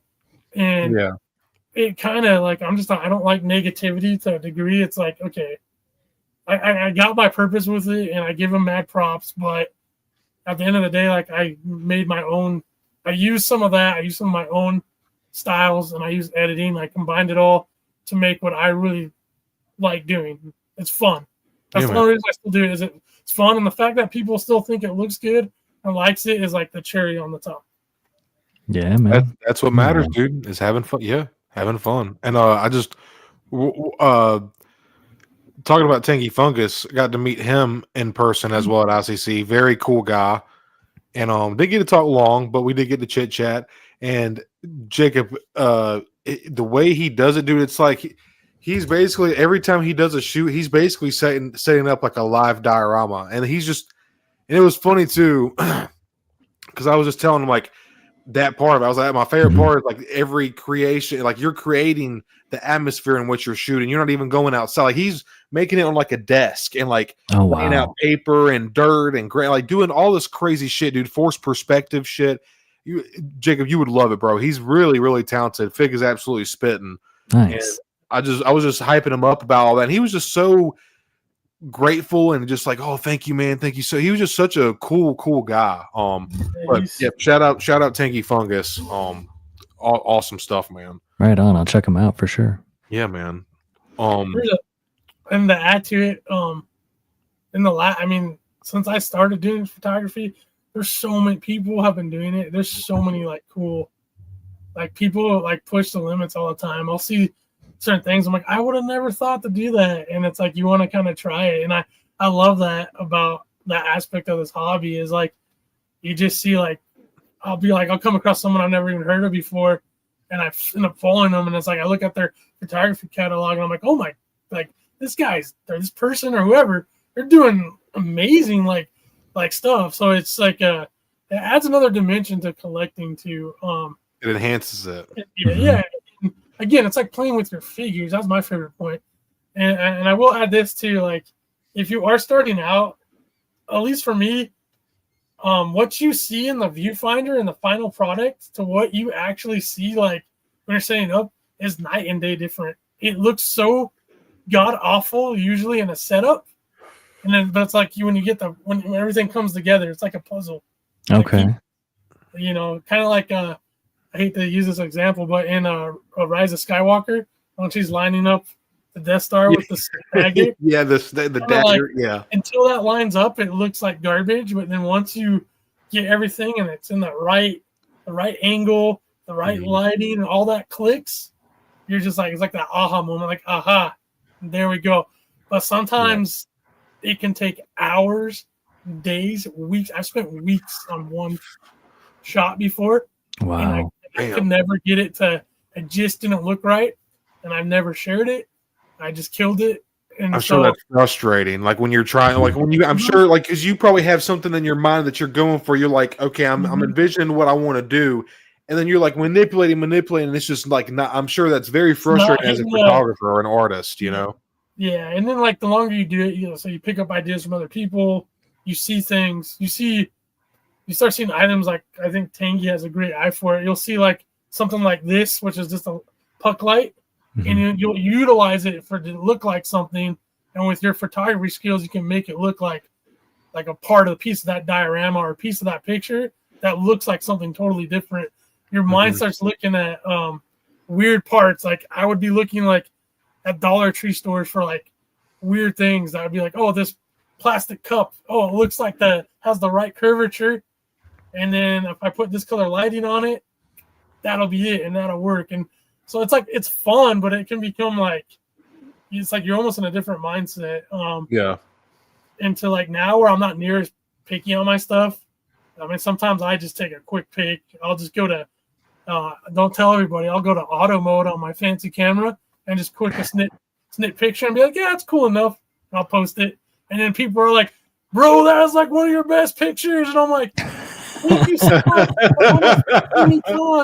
Like 2-3 weeks on, got like 2 likes, and everybody's like, no, but you don't do it. I had a conversation with Tangy before about this.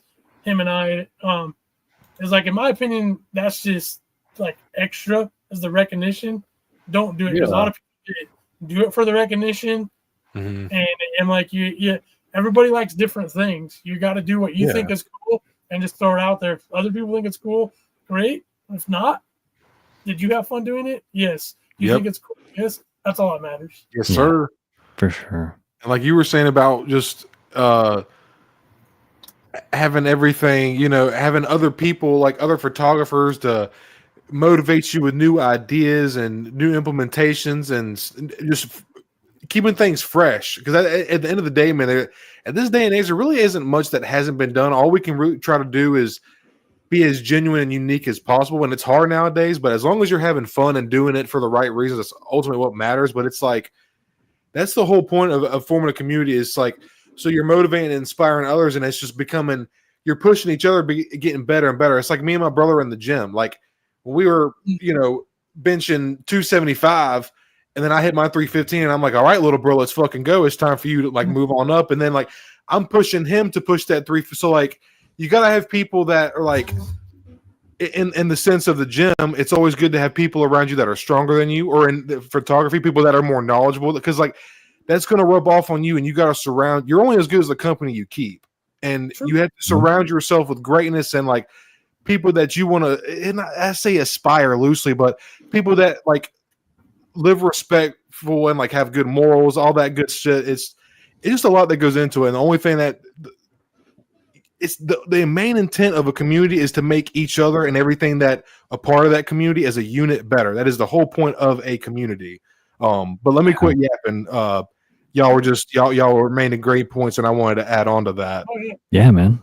It is getting we're close to 3 hours. Are you guys cool with going till maybe we could go till about 12-ish?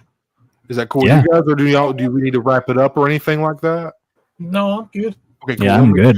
I was going to wrap it up at 3, but I want to make sure y'all could go a little bit longer. So we'll call it about 3.5 hours, and we'll call it for tonight. Just because it's a Wednesday, I want to say thank you to everybody who has come by and hanging out with us tonight. Still 11:15 on this Wednesday night. Appreciate y'all so much. And thank you guys. Yes, thank you all, and thank you Fig and Jacob. Appreciate you guys for being on with me tonight. Of course, man. Happy to be here. Thank you, man. Fig, did you want to add anything else? Any more thoughts on this cool G.I. Joe pack right here, man? Nah, just that it's cool, and I definitely pre-ordered it. Awesome, dude. Nice. Oh yeah, man. That Scorpion looks fucking sick, dude. The sculpt is awesome. This is pretty cool when you send me this, because I love this. Is basically brown and tan, or brown and tan, whatever you want colors, like Secret Wars version, like Wolverine, significant, and then this version of Storm, dude. Like, this has always been a cool costume. The alternate head with the hair, really badass. But this is from the X-Men 97. Aurora, after she loses her powers and she comes back. X-Men 97 was fucking awesome. I loved it so fucking much. Me too. So and that was one of the first things me and you have. What were you saying, Fig? I'm sorry. Oh, I just think it's some of. I mean, outside of like after Endgame, it's probably my favorite. No, I think it's better. Like, it's some of Marvel's best, like TV movie.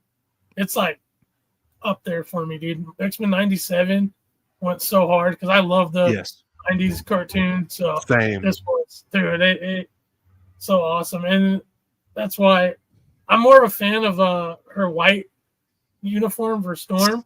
Yep. So this is kind of a hostage pack for me, but I don't care because like we have the Secret Wars Wolverine, but to me this looks like the actual like X-Men uniform. Yes.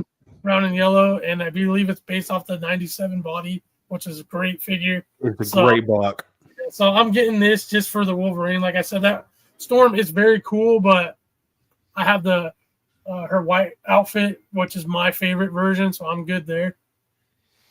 See, and that's funny because I would actually want to pack because I don't really care for the face sculpts on this one. It's okay, but I just want that Storm, dude, because that Storm goes hard. And I have like fucking 3. I have the CT Toys Brown and Tan suit, and then the Marvel Legends Old Man Logan, the House of X tan suit. Yeah, I have that one. Do you have the VHS Storm fig? That's my favorite Storm in Marvel Legends. I have a little older one, but to me it worked pretty well. It was her single pack. Forgot what wave that was from. But it still holds up to me overall. Yeah. Good enough for my X-Men display. Well, man, if that's the case, like, I mean, we can work out. Oh yeah, wow. That looks great. This is the cell shading worked for her. Oh yeah, dude. Absolutely. That looks killer. They did a really good job. The only thing is just that it suffers from, just with most female figures, is the patinas of the legs. The knees are a little bit gummy with the pin joints, but other than that, man, I love this figure so much, dude. This is what I think of when I see Storm. Oh, figure, you about to say something, man? And thank you guys. I'm glad you like it. Yeah, that's like my definitive look. That's my favorite look of hers is the white suit over the black is really cool, but I prefer that. Oh yeah, bro. Yes, sir. But I mean, like, literally, we need to work out something because I just want the Wolverine, and if you want the Storm, oh shit, you know what I'm saying? Yeah, yeah, dude. Oh yeah, fuck yeah. Yeah, and I already got it on pre-order, so like I'm gonna get it, and then when I get it, we can talk.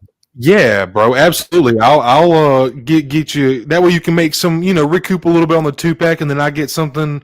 Yeah, bro, we'll work something out. Absolutely, dude. Thank you, man. Yeah, it's just like that way. Unless you're already getting it, then whatever. But I just thought of that, dude. So, Fig, I've told this to some of my buddies and to Jacob all the time. My little community. I'm kind of, dude. I just started getting overwhelmed with pre-orders, bro. And I was just like, if it's not something that's like obviously I would have tried to snag a pre-order on the Obi-Wan Annie, like for certain things, but I'm starting to get overwhelmed with pre-orders, dude. But I do not have this on pre-order, so we'll definitely work because I want that Aurora bad.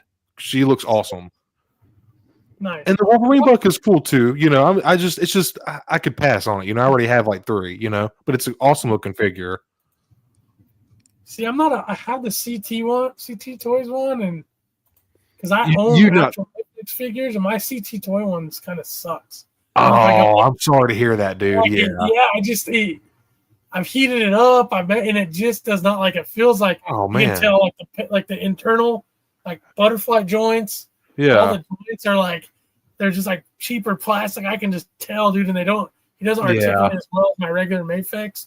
And I got them super cheap, like $15 or $20. So but that made me kind of sour on CT Toys. So I'm sure, dude. So this is like I'm crazy. People call me crazy, but for my DC characters, I love Mafex. But honestly, for Marvel, I like Legends better. Really? People call me they're like, you're crazy, dude. I just like the feel of, for my Marvel characters, I like the feel of the modern Legends figure better. I just think it's more fun to play with. But then my Batman Hush Mafex figures is like maybe my top 5 figures that I own. So I don't know. It's just like, I don't know if it's just because my brain's wired to like Legends better for Marvel, or if it's just how they feel in my hand. But you know how that goes. We all have our personal preferences. Yeah, totally. I just snagged the Mafex 185 Spidey, the classic one, and I'm so excited. It's not here yet, but when I'm playing with my Spider-Man 3 Marvel Legends and trying to pose it, I'm like, I can't help but feel like, and I'm sure this is obvious to most people in here, I can't help but feel like the Mafex is just going to be able to go, boom, there's the pose. Mm-hmm. And I don't know if it comes down to the number of articulation points on the Mafex or what the deal is, but I just can't seem to get my Spidey in the poses that I want. So I think that's interesting to hear, Fig, and I think that's pretty cool that you like Marvel Legends more so for your Marvel figures. That is. Mm-hmm. Yeah. I mean, I forgot about one. Damn it! It almost makes me. Oh. I think I have the Winter Soldier stealth cap. Oh, cool. Nice. And that figure's freaking phenomenal. But I guess I'm gonna make a subcat. My comic Marvel figures, I prefer Legends. Nice. Okay. And I think what it is, I think it's just because I'm so used to how that movement works. Mm-hmm. Mm-hmm. Like I feel like I can hit comic inspired poses, and it feels better and it looks like certain angles and stuff. Maybe it's from a photography set of eyes, just look more like what I'm trying to represent in that pose. Or like Mafex might be able to get to that pose quicker, but I'll like notice like you know they do have drop down, which is great. Yep. But I don't know if it's just like maybe the proportions don't seem as good as Legends. Maybe that's it. Yeah. Like, you know, but that's a whole. We could talk about that for like another 2 hours. So.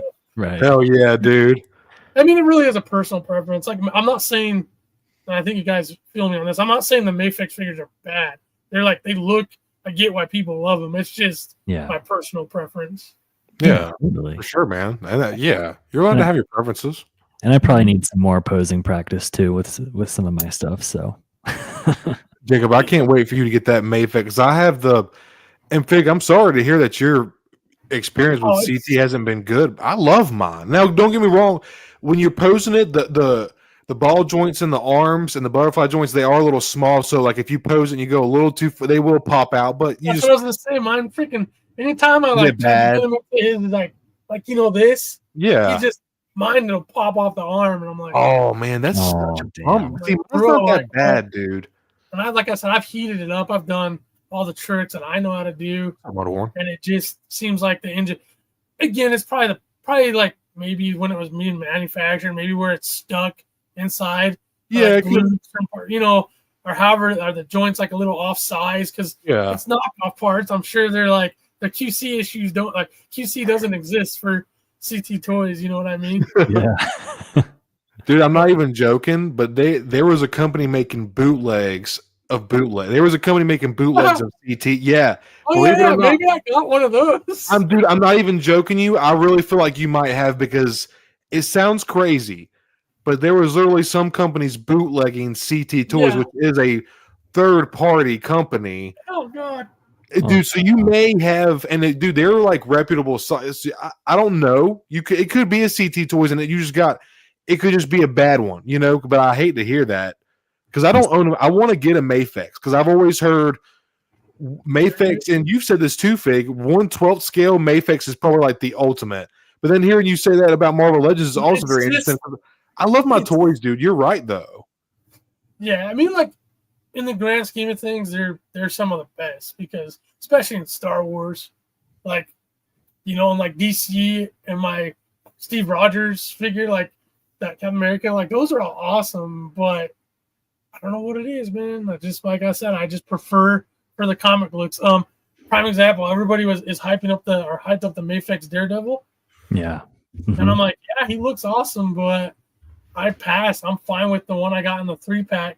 That Marvel Legends pose is so damn good. I want that one, dude. That one's I think that one's going for like 80 or 90 now. I would love the Marvel Legends one. Yeah, I get everything I want out of it. Maybe that's just it. It meets all my needs. So like why jump up? And maybe because I'm also like I've cut back way on Marvel and just general. So some of that reasoning too. But Yeah. Yeah, but when you're satisfied with something and the figure is doing what you need it to, it's pleasing you, and that's what matters. You know what I mean? So, dude, we have we've been getting we have so many images for you to I yap know. about. I'm so sorry, dude. I love it, but I'm sorry. Now, do we need to move on to like the next subject matter? Do Or you just want to keep yapping? it's up to you guys. I'm game for whatever. We can Yeah. always. I think we're gonna have to have you on another stream sometime, anyways, man. So we can always talk about more, always. Because honestly, I say we're kind of just yapping. I say we just keep yapping for the last little bit, man. Yeah, I'm down. Yeah. Awesome, sounds good. Let me close this out real quick. What were we talking about just now? Because I did have something else I was gonna say, but I was gonna try to move on with the pictures. I'll just add real quick. Yeah, go ahead, dude. If you've not experienced Joy Toy Warhammer figures, check out a YouTube channel. There's several of them out there that do reviews of them, that show them off. I mean, the Joy Toy Instagram page will do like little reviews and show them on 360 and make like pictures of them. Oh, sweet, dude. Yeah. So like, they're pretty active. Yeah, it's a very cool toy. And it's a very cool Warhammer 40K is insane. Like the lore is so freaking wild. I've been learning about it like over the last year or two now, and I'm still like, there's so much I don't know. That's how big it is. So Wow. they're just the design. Like if you're a rule of cool, if you like badass characters and awesome armor, and you want like just factions and different colors and that look like the paint is on a whole other level for being a 7.5 figure line. They scale everything to the world. And the articulation for how chunky these guys are as far as like armor and how beefy, and just you would think they would be like very like this, but they can hit hard angles. You can get them in some really cool poses.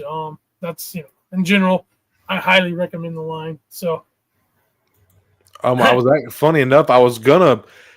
So Connor is a good buddy of me and Jacob's, and he's actually the co-host of the Hyperdrive Hangout, and another awesome stream that I highly recommend anybody go check out over on Star Wars Collective's channel. Thank you, bro. You're welcome, homie. I didn't realize Connor. I told you in the our chat. I had no idea that you collected Joy Toy, because I would have had you on, because I'm sure you and Fig would have had some great conversation, man. I'm sure you know what he's talking about. Tyrannoids? Tyrannoids. They are. Let me grab one real quick. Yeah, bro. Please do. Unfortunately, you'll be able to see it, but for some reason, this has LED lights. Shit. But that's all good.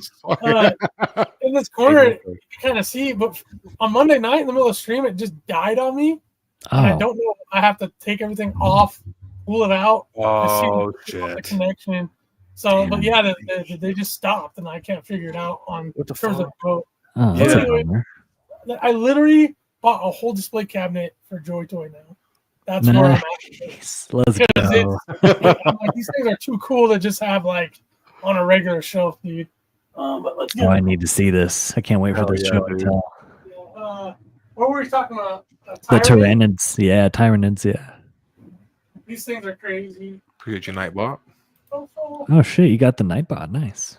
Yeah, bro. I'm still tweaking it a little bit, but it's been it wasn't as hard as I thought, man. Hey, bro, your technology ness is rubbing off on me a little bit, bro. Nice, I love it. Whoa. Hey, what's up, Blaze? Hope you're doing well, bro. Thanks for stopping by. Bro, look at that shit. That's fucking wild. So that's what that is? Shit. Yeah, they're basically a hive-like race that is like decimating the universe of Warhammer 40K. If there's a really amazing game that came out, I guess the end of last year, Space Marine 2. Oh yeah, I've heard of that. This is who you fight a lot of, but like the figure is so cool, man. Like the articulation is pretty good. Like you can get them. The forearms is sick. Yeah. They have like hooves. They're just gnarly looking. That's sick. So like these hands are molded weapons, and then these ones can actually come off, and there's like this little sack that connects to them because they're like biological. And there's like variations of sizes, but the mouth is like kind of like alien. Yeah, man. Yeah. Little Xeno vibes. Yeah, and like his ab crunch is pretty good. I mean, he can get pretty deep for Shit. a big chunky guy. Yeah. Yeah, for a chunky, yeah, that's actually, it might not seem like a lot, but that's for that sculpt, I'm kind of impressed. Like he doesn't have butterfly joints, but I mean, he can still get like pretty good. Like you can get in real close for like a side swipe. Nice. Oh, damn. Yeah, dude. Oh, yeah. So That's pretty slick. Yeah, they're fun, man. And like I only have one of these so far. In theory, I want like 50 to represent like the actual game, but that'd be a lot of money. For sure. Base too. But the Space Marines are my jam. Like this is the bad guy. These are cool, but the Space Marines are like where it's at. Like, I would say my favorite faction is probably it's got to be the tie between Black Templars and Dark Angels. Black Templars are kind of what you think. They're like Templar-esque, but they're all black armored. Oh, they have like the sashes like the old Templar Knights. Nice. They basically are like they're fanatics of the Emperor of Mankind, and they just will annihilate full planets if they detect any ounce of heresy. They're like extreme. Damn. So they're like crazy, but they just look like really cool. And then Dark Angels are like the first legion. There's like a whole I'm not going to go deep into that because I know Warhammer lore is insane, dude. So I will grab. Let me grab a Primarch here. Look at that display, everybody. Look at everybody's. Look at Figs. Look at Jacobs. Look at this. We got. Look at them hot toys. Hey, look at that shelf, bro. Looking clean.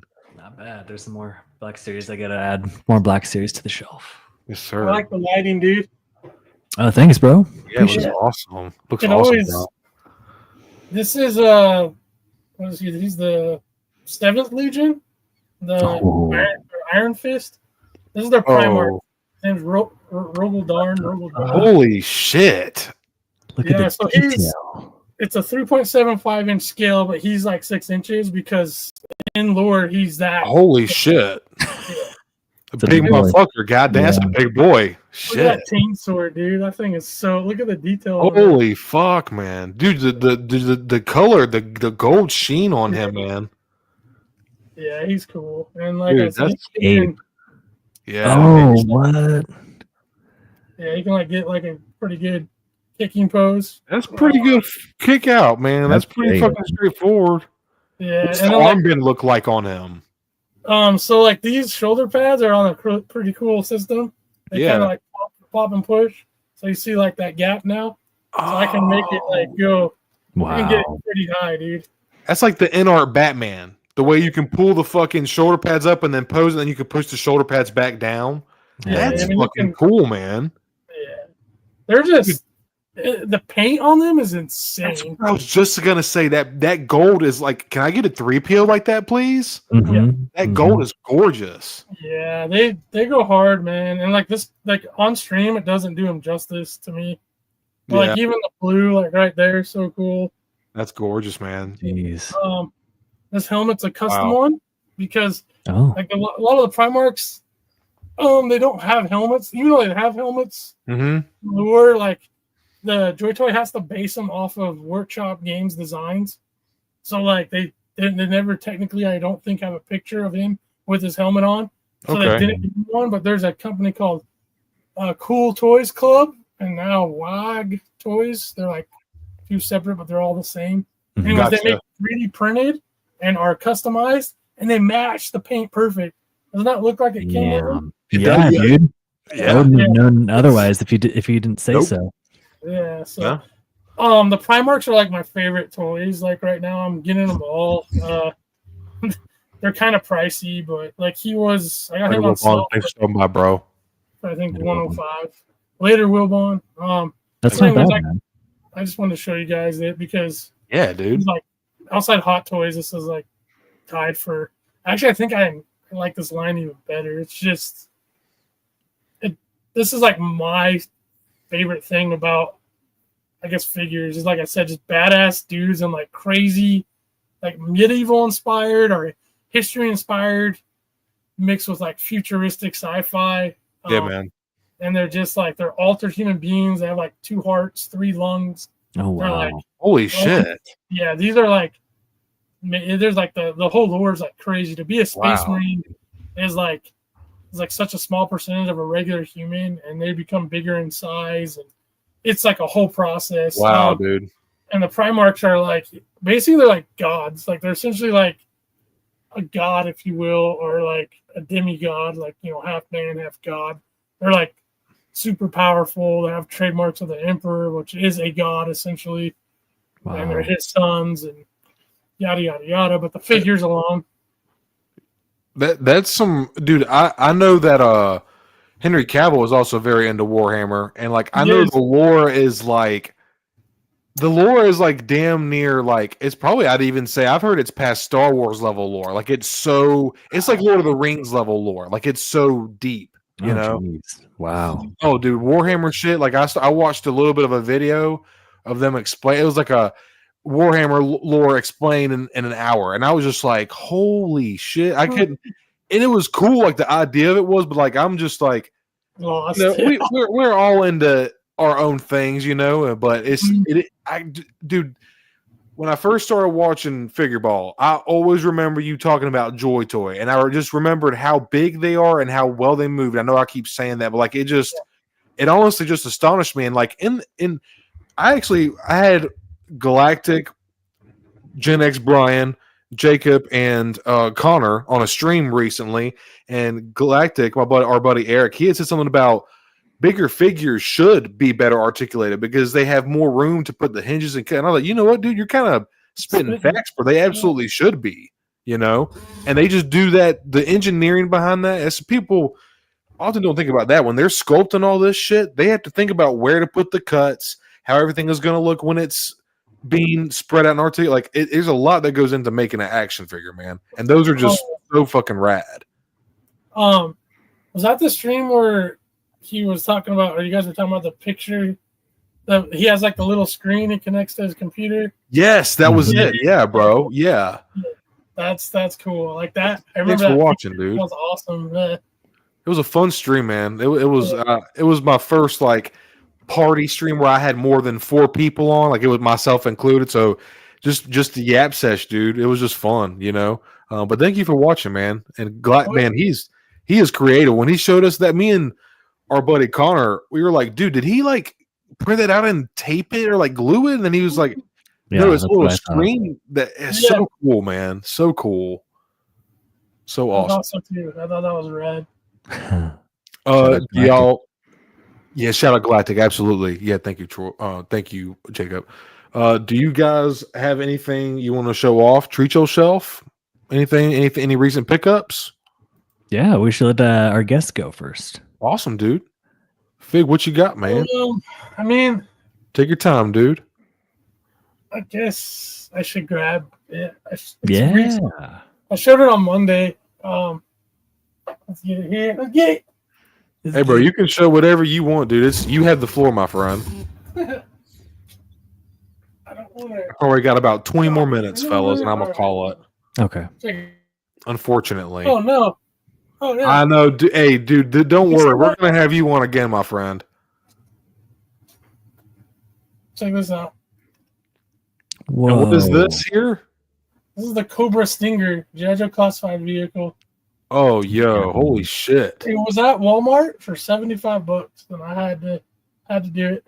Okay. How much does it retail for? I think when it came out, it was like 105 or 100.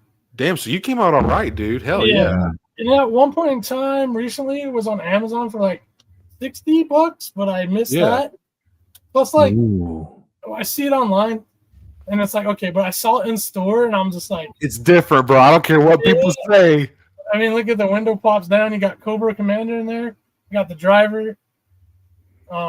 This thing rotates, so you can fire the missiles. They come off. Like the black. Yeah. It comes with like fire and smoke effects. You stick on the ground, so you can put a couple troopers with pigs, like mounting this. And then the Wow. doors open. Oh, butterfly doors. Yeah. And then like the whole it's all detailed. The whole dashboard and everything. Yeah. A Wow. little bit. It's crazy, It man. comes with, like a fire extinguisher, a shovel does pop off. Oh, wow. The engine opens. Oh, dude. We had a guy on. It's one of my buddy Hype. Sorry to interrupt you. Oh, you're good, It's a dude. guy named the Savage Land. I'm not sure if you've heard of him or not. I'm not familiar. Dude, he's got like so many of those, dude, and he repaints them. He does them like the he does them like the orange camo, and it's after a figure. They're called the Alley Viper. Alley Viper. Yeah, dude, you would love it. You would love that shit, Fig. Yeah, because Alley Viper is one of the coolest designs I have. I have like 4 of that figure. I got them. I bought one at retail, and then they went on. I got them like for $11 each. Damn. Oh, wow. So I bought 3, and then How could you not? So hard to find, but yeah, that's a fun one. But that's it. That's my only recent. That's an awesome Nice, pickup, dude. dude. That's Thank you for killer. showing that. Good pickup. Good. That's a steal. Thank you. Absolutely, Yeah. bro. Jacob, you got anything, brother? Yeah, boys. I haven't been shit. grabbing as much stuff lately, but Same, bro. I saw that these went in stock on Amazon, and I mean, you got to have them. So we got the Black Series Han and Chewie. Number 10. Dude. Those are fire. Dude, number 10 Yes, in the they line are. here. Number 11. I love this freaking Galaxy packaging. It looks so good.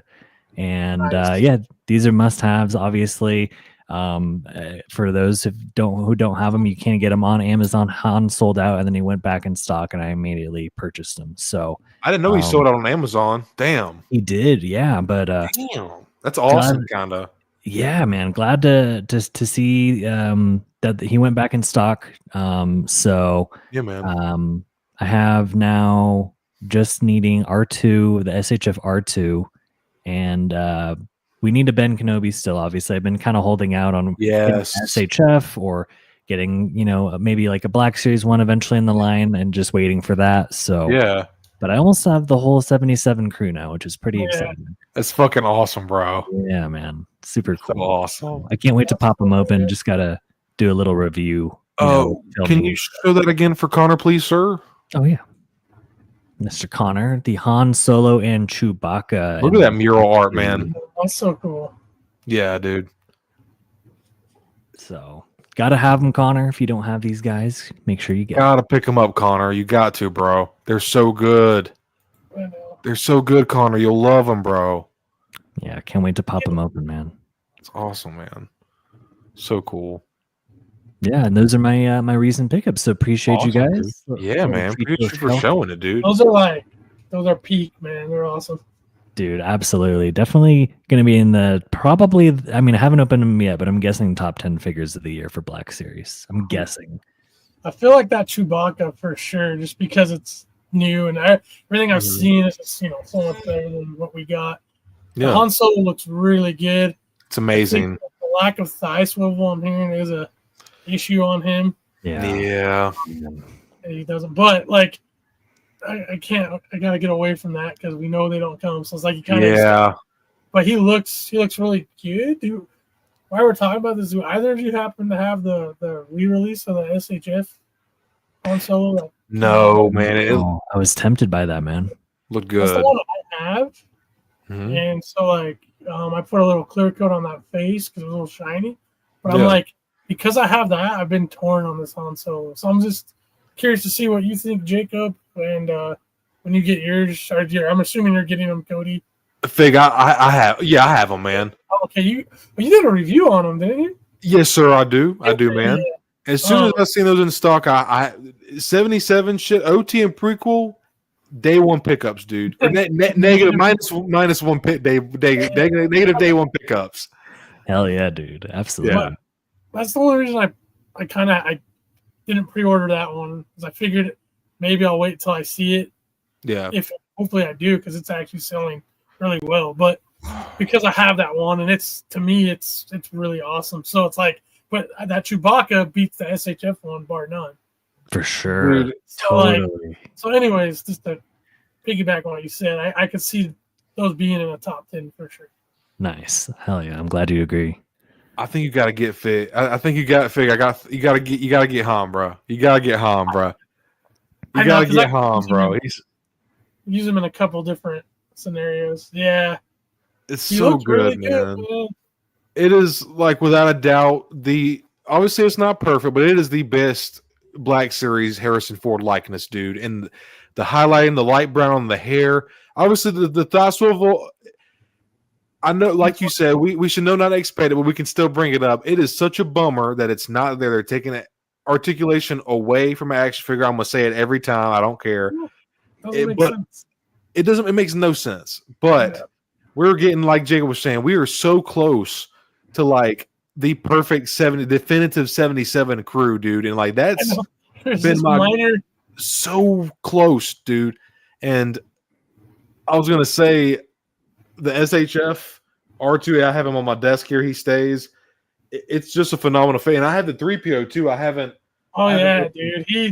Dude. I'm so excited. Still in the fucking box. And Jacob, you're gonna absolutely, dude. This R2. Don't get me wrong. I love the Black Series, and for $25, you can get a really good representation of our favorite astromech. But this one here, the panel lining is just so much crisper and sharper. The paint, the metallic blue, is just it's just a stunning looking figure. Then you have the feature where you can change the white color. I keep mine on green and red, but nice. You're gonna love it, bro. I can't wait for you to get it in hand. It's beautiful, man. It's a gorgeous figure, Jake. I'm so happy you want it, man. It is gonna look like, don't get me wrong, like, and I did a comparison in my review for the SHF R2. You can clearly tell which one is like more high quality. But man, I gotta say, for $25, that Black Series R2 holds up really fucking good, man. I'm very, very satisfied with that Black Series R2. I am happy with the SHF, and I recommend it to anybody. But if you are short on coin, the Black Series one is almost as good, in my opinion. I love it so much. Well said, man. Yeah. Thank you, dude. Yeah, very well said. For $25. Yeah, that's what I'm saying, dude. No brainer. I feel like if you want like a good Star Wars like representation of 77, A New Hope, but you're like let's say that's not like your favorite of the whole saga, but you just want good enough, the Black Series does that and then some.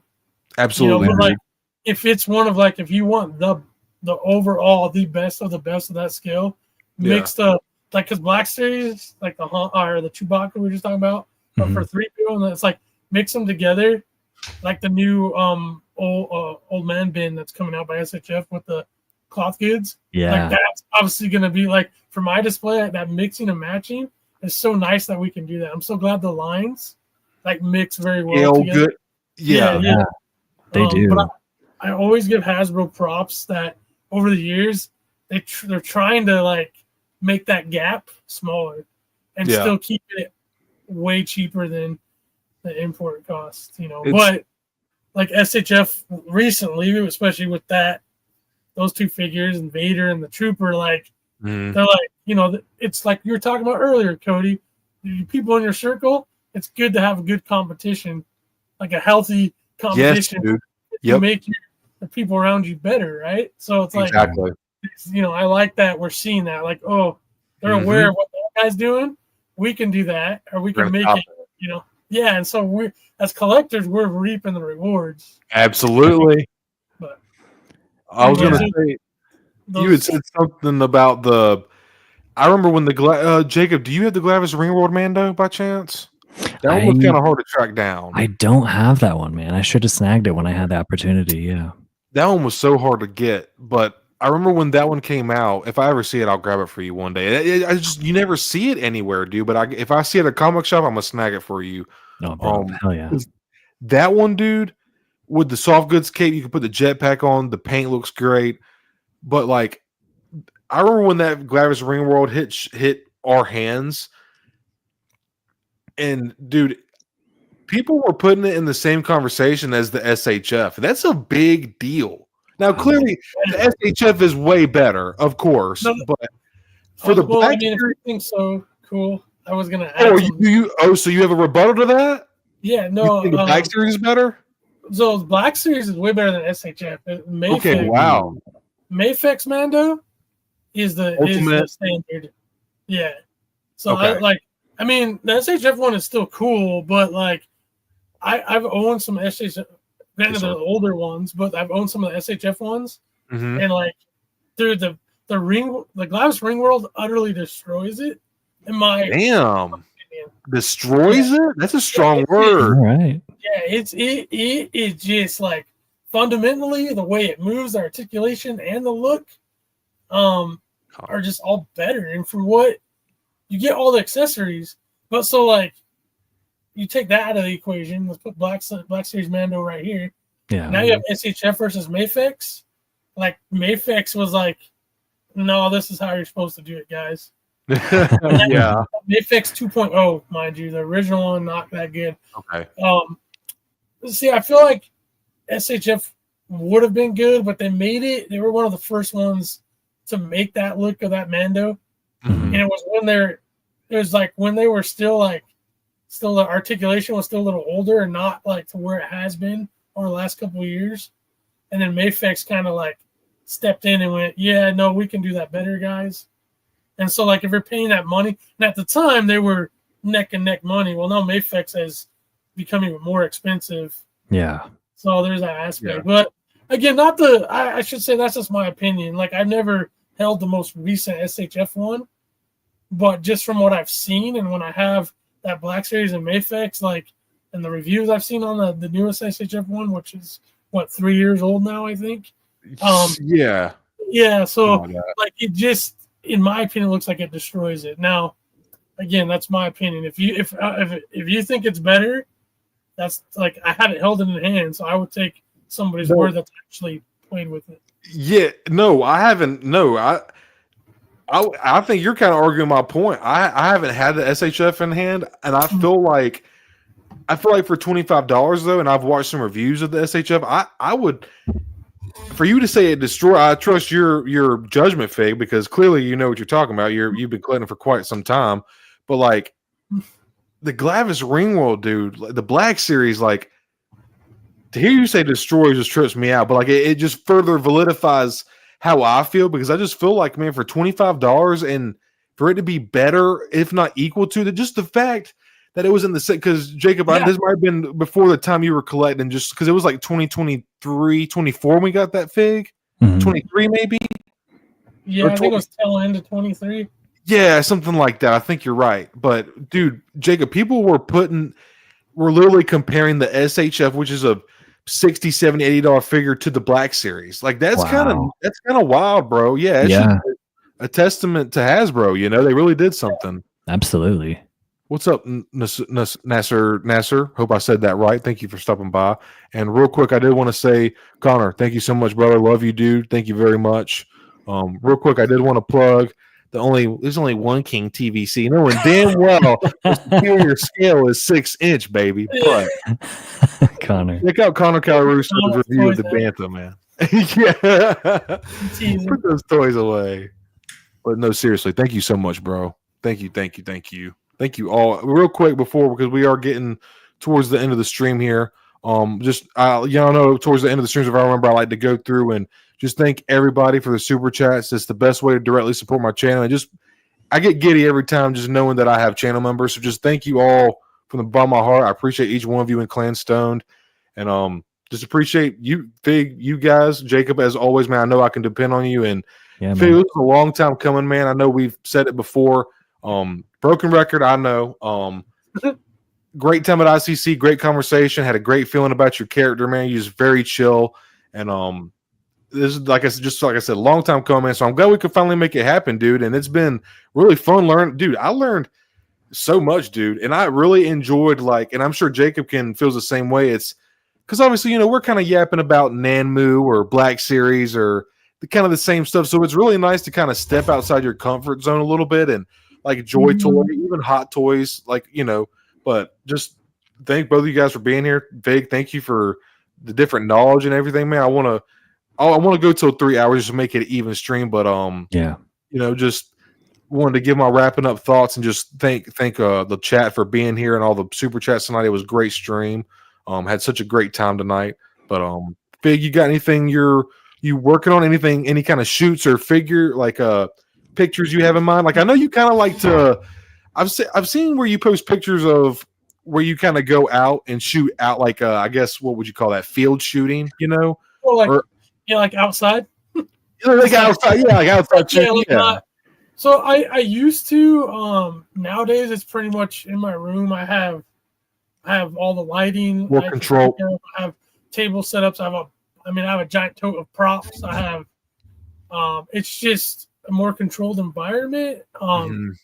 Totally. Granted, like usually in outside, you can get some really cool. It's a different level of shooting. So I haven't done that in a long time, but I have in the past. So that's kind of. I typically don't do that anymore. Okay. Cool. Still to this day, sometimes I get a little subconscious of people walking up, doing it. Like, what are you doing? And like, I have a Canon camera with like a 80 millimeter lens like that long on it, and or kind of like what Sir Dork does, like a reflector, and sometimes I'll I have all that stuff, and I'll have figures, and like like that scheme of things, I typically wouldn't care, but like sometimes, like depending on where you're at, unless you go like far out, which I live in an area where I could do that, but just to wrap that part up, I don't typically do that as much anymore, but it is for people who want to do that, it's great because now you're getting like fresh air, you're getting exercise, you're out there, man.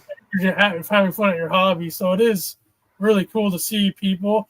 I kind of joke and say it's a younger man's game because like you gotta constantly get like on your belly, your knees up and down, and like get those shots. I have a pretty physical job myself, but like Same. I'm in my mid 40s now, and like, dude, like, and I got off a knee surgery last year. Yeah. So like, I'm just like, it's like one of those things where, unfortunately, like as much as I like that aspect of it, it's also not really doable or as enjoyable. Or like, I have chairs and I have stools and stuff like certain heights where I can be a lot more comfortable. Yeah, man, absolutely. So. Nothing wrong with that, dude. You gotta adapt. You gotta evolve. You gotta make it comfortable for yourself. And at the end of the day, man, it's like what you've been saying the entire stream. As long as you're having fun, that is the main fucking point, dude. And clearly, Fig, you've been doing that for a minute, man. So just kudos to you for being a G, man. I can just tell you're an authentic guy. Thank you for agreeing to do this again, man. Likewise, I appreciate you guys are awesome. I had a blast on this stream. Good, man. Yeah, it won't be the last. It flew by 3.5 hours. Damn. Yes, it did, man. Time flies when you're having fun. Jacob, what are you up to, bro? You got any reviews you're working on, or anything you want to plug for your Star Wars collective? Anything, man? I am going to be kind of slowing down on the reviews a little bit, just kind of that point in the year, I guess. Yeah, man. Plus, I just had to do ruse surgery, so I'm still kind of financially recovering from that. I'll never financially recover from this tiger. But yeah, man, I will be doing the Han and Chewie review. I'll be probably doing something similar to what Stone did and just do it like knock it out in like two figures in one review. I like that concept. And yeah, speaking of reviews, great review of the Han and Chewie. Thank you, dude. Yeah, man. But I think I'm gonna dive. I want to expand my Star Wars knowledge. I feel like it's time to start learning about more like Legends and EU stuff. Okay. As opposed to just nothing wrong with. Excuse me. Fig's like, yeah, you're good, bro. Nothing wrong with the movies and stuff like that, and learning about what they have to offer. But there's so much, just like Warhammer 40K. There's so much lore out there and just awesome stuff. A little bit for everyone. So I'm going to try to do that and make more content about that, and do like different like Black Series rankings. Like I just did one of like the 5 must-have figures of 2025. Dude, and congrats on that video too. It gained some traction fast, man. Oh, thank you, man. Appreciate that. Good video too. Great video. Oh, that's awesome. You. Yeah, some more. Check that out. I wasn't aware. So hell yeah, Fig. Dude, yeah, thank you, Fig. I appreciate that, man. It means a lot. So more content like that, less reviews, more stuff like that, similar to those types of videos. Yeah. Awesome, so I'm not going anywhere. Obviously, I'm just kind of changing things up a little bit, which I think is good. So absolutely, dude. Well, I'm here for wherever you decided to, because I love your lore videos, man. I love your figure reviews. Whatever you decide to do, man, I'm here for it, man. I'm here for it. I love to know that. Thank you so much for the support. Absolutely, dude. Well, that was a perfect time. Oh wow, 3:30. Yep, 3:30. It was perfect, man. Absolutely epic stream. Thank you both so much again. Chat, y'all were popping off tonight per usual, but even a little more special, I think, because we had Fig in here. So just appreciate everybody so much. Absolutely goated stream. Such a great time. If it was not a work night, we'd probably go for another hour and a half. I'm not even joking with you guys. Oh man. yeah, we had I'm a lot serious. to talk about. More pictures. I still have you guys on the Warhammer picks. Dude. Oh man, I'd be sitting here. We'd just be looking at doing this here, dude, the entire fucking time, just loving it, man. I mean, I know we're ending, but the flow. I thought the flow was great. I love going on tangents because it's just like natural conversation, right? Yes. Yeah. And when you can have that with other people, that's always fun. I think it's so funny that you say that, man, because that is like a great another way to like reword how I said it to Jacob before, and Connor and my buddy Hyper and Tangy. Thank you so much for watching, dude. Oh, thank you, dude. I didn't even know. Yeah, absolutely, man. Thank you for coming. Thanks, Tangy. You know you're a G, buddy. So cool, man. Bob G. Yes, I will most certainly put their links in my description. So just come back for the replay, Bob G, and I will have both Jacobs and Figs. I need to get better about that. I always forget, but I'm gonna start doing better about that. But I always scream it during the stream to check all my guests out and my co-hosts and stuff. But Bob G, I got you, dude. And Tangy, thank you as well. What were we talking about? Oh yeah, just great. Just when you can just like let your guard down and the conversation just flows so effortlessly and organic. And that's literally what I tell Jacob. I'm sure you're like, okay, Cody. Yep, got you. Like literally every time I have him and Connor on, it's the same thing with Hyper, man. It's just like, and it kind of felt the same energy with you tonight too, Fig. Just like the conversation and just how I run my stream is just very laid back. Like I said, it's just so chill, and it's like just a conversation that just a big hangout, man. Come knock on the door, come in the stream, whatever. All right, bye, leave for an hour, whatever. But when the conversation just flows like it did tonight, man, and it just you go on these tangents, and that's when you really start to get to know people, and like we start like bouncing off of each other's ideas, creativity. Like we were talking, dude, we were basically cooking up fucking ideas for Hasbro with the interceptors and shit. Like, bro, come on, we printing y'all money, baby. What y'all doing? Like, but man, just watch and they'll make it. That's what I'm saying, dude. It's only a matter of time now because of this. Exactly, dude. Hell but yeah, man, I wish I could stay on longer with you guys. This is such a blast. And Fig, this is not the last time I'll be having you on, my friend. I'm gonna reach out to you again, man. Absolutely. And everybody knows Star Wars Collective. It's pretty much synonymous with my channel name now. Please be sure. I'm gonna put both these guys' links in the description after the stream ends. Go show these guys some love after the stream. They're so deserving, man. But with that being said, everybody, I'm Stone Mando. Been joined by Fig Fury and Star Wars Collective, aka Jacob. Thank you all so much. See y'all next time. May the Force be with you. Can I add one more thing? Or is it too late? Absolutely, you can. You're the guest, my friend. Take a line from Zooboy. One more thing. One more thing.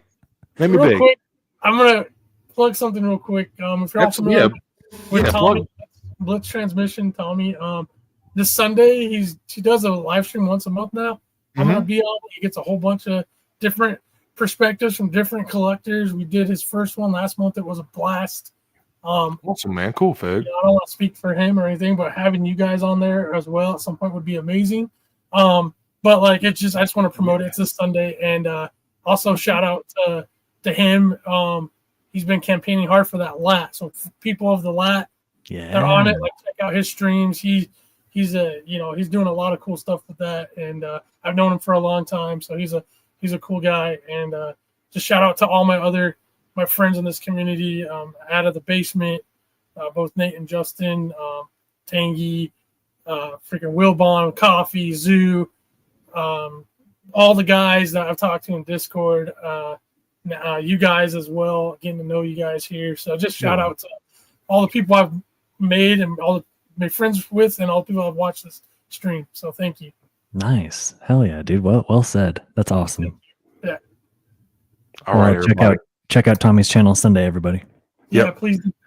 I will come by, and I'm sure I can't speak for Jacob, but preferably if you I would like to be. If you and Tommy ever talk about it, I would love to be on with Jacob, my partner and other partner in crime. Yes. That'd be So yeah, just let us know, man. Just let us know. Yeah.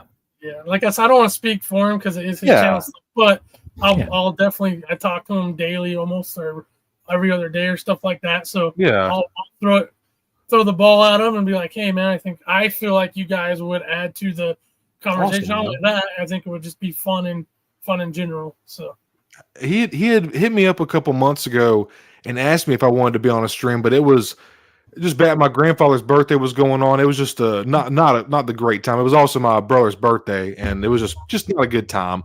But he did ask me, and I wanted to be on there, but just time constraints and stuff like that. But yeah, just me and Jacob we're the hippies, man. We're down for whatever, dude. Oh yeah. But yeah, man, just big thank you again, brother. Appreciate you, Jacob, as always, man. Love you, dude. Chat, y'all have been great tonight. We're gonna wrap it up. Simply Stoned in the books, baby. We'll see you all next time. May the force be with you.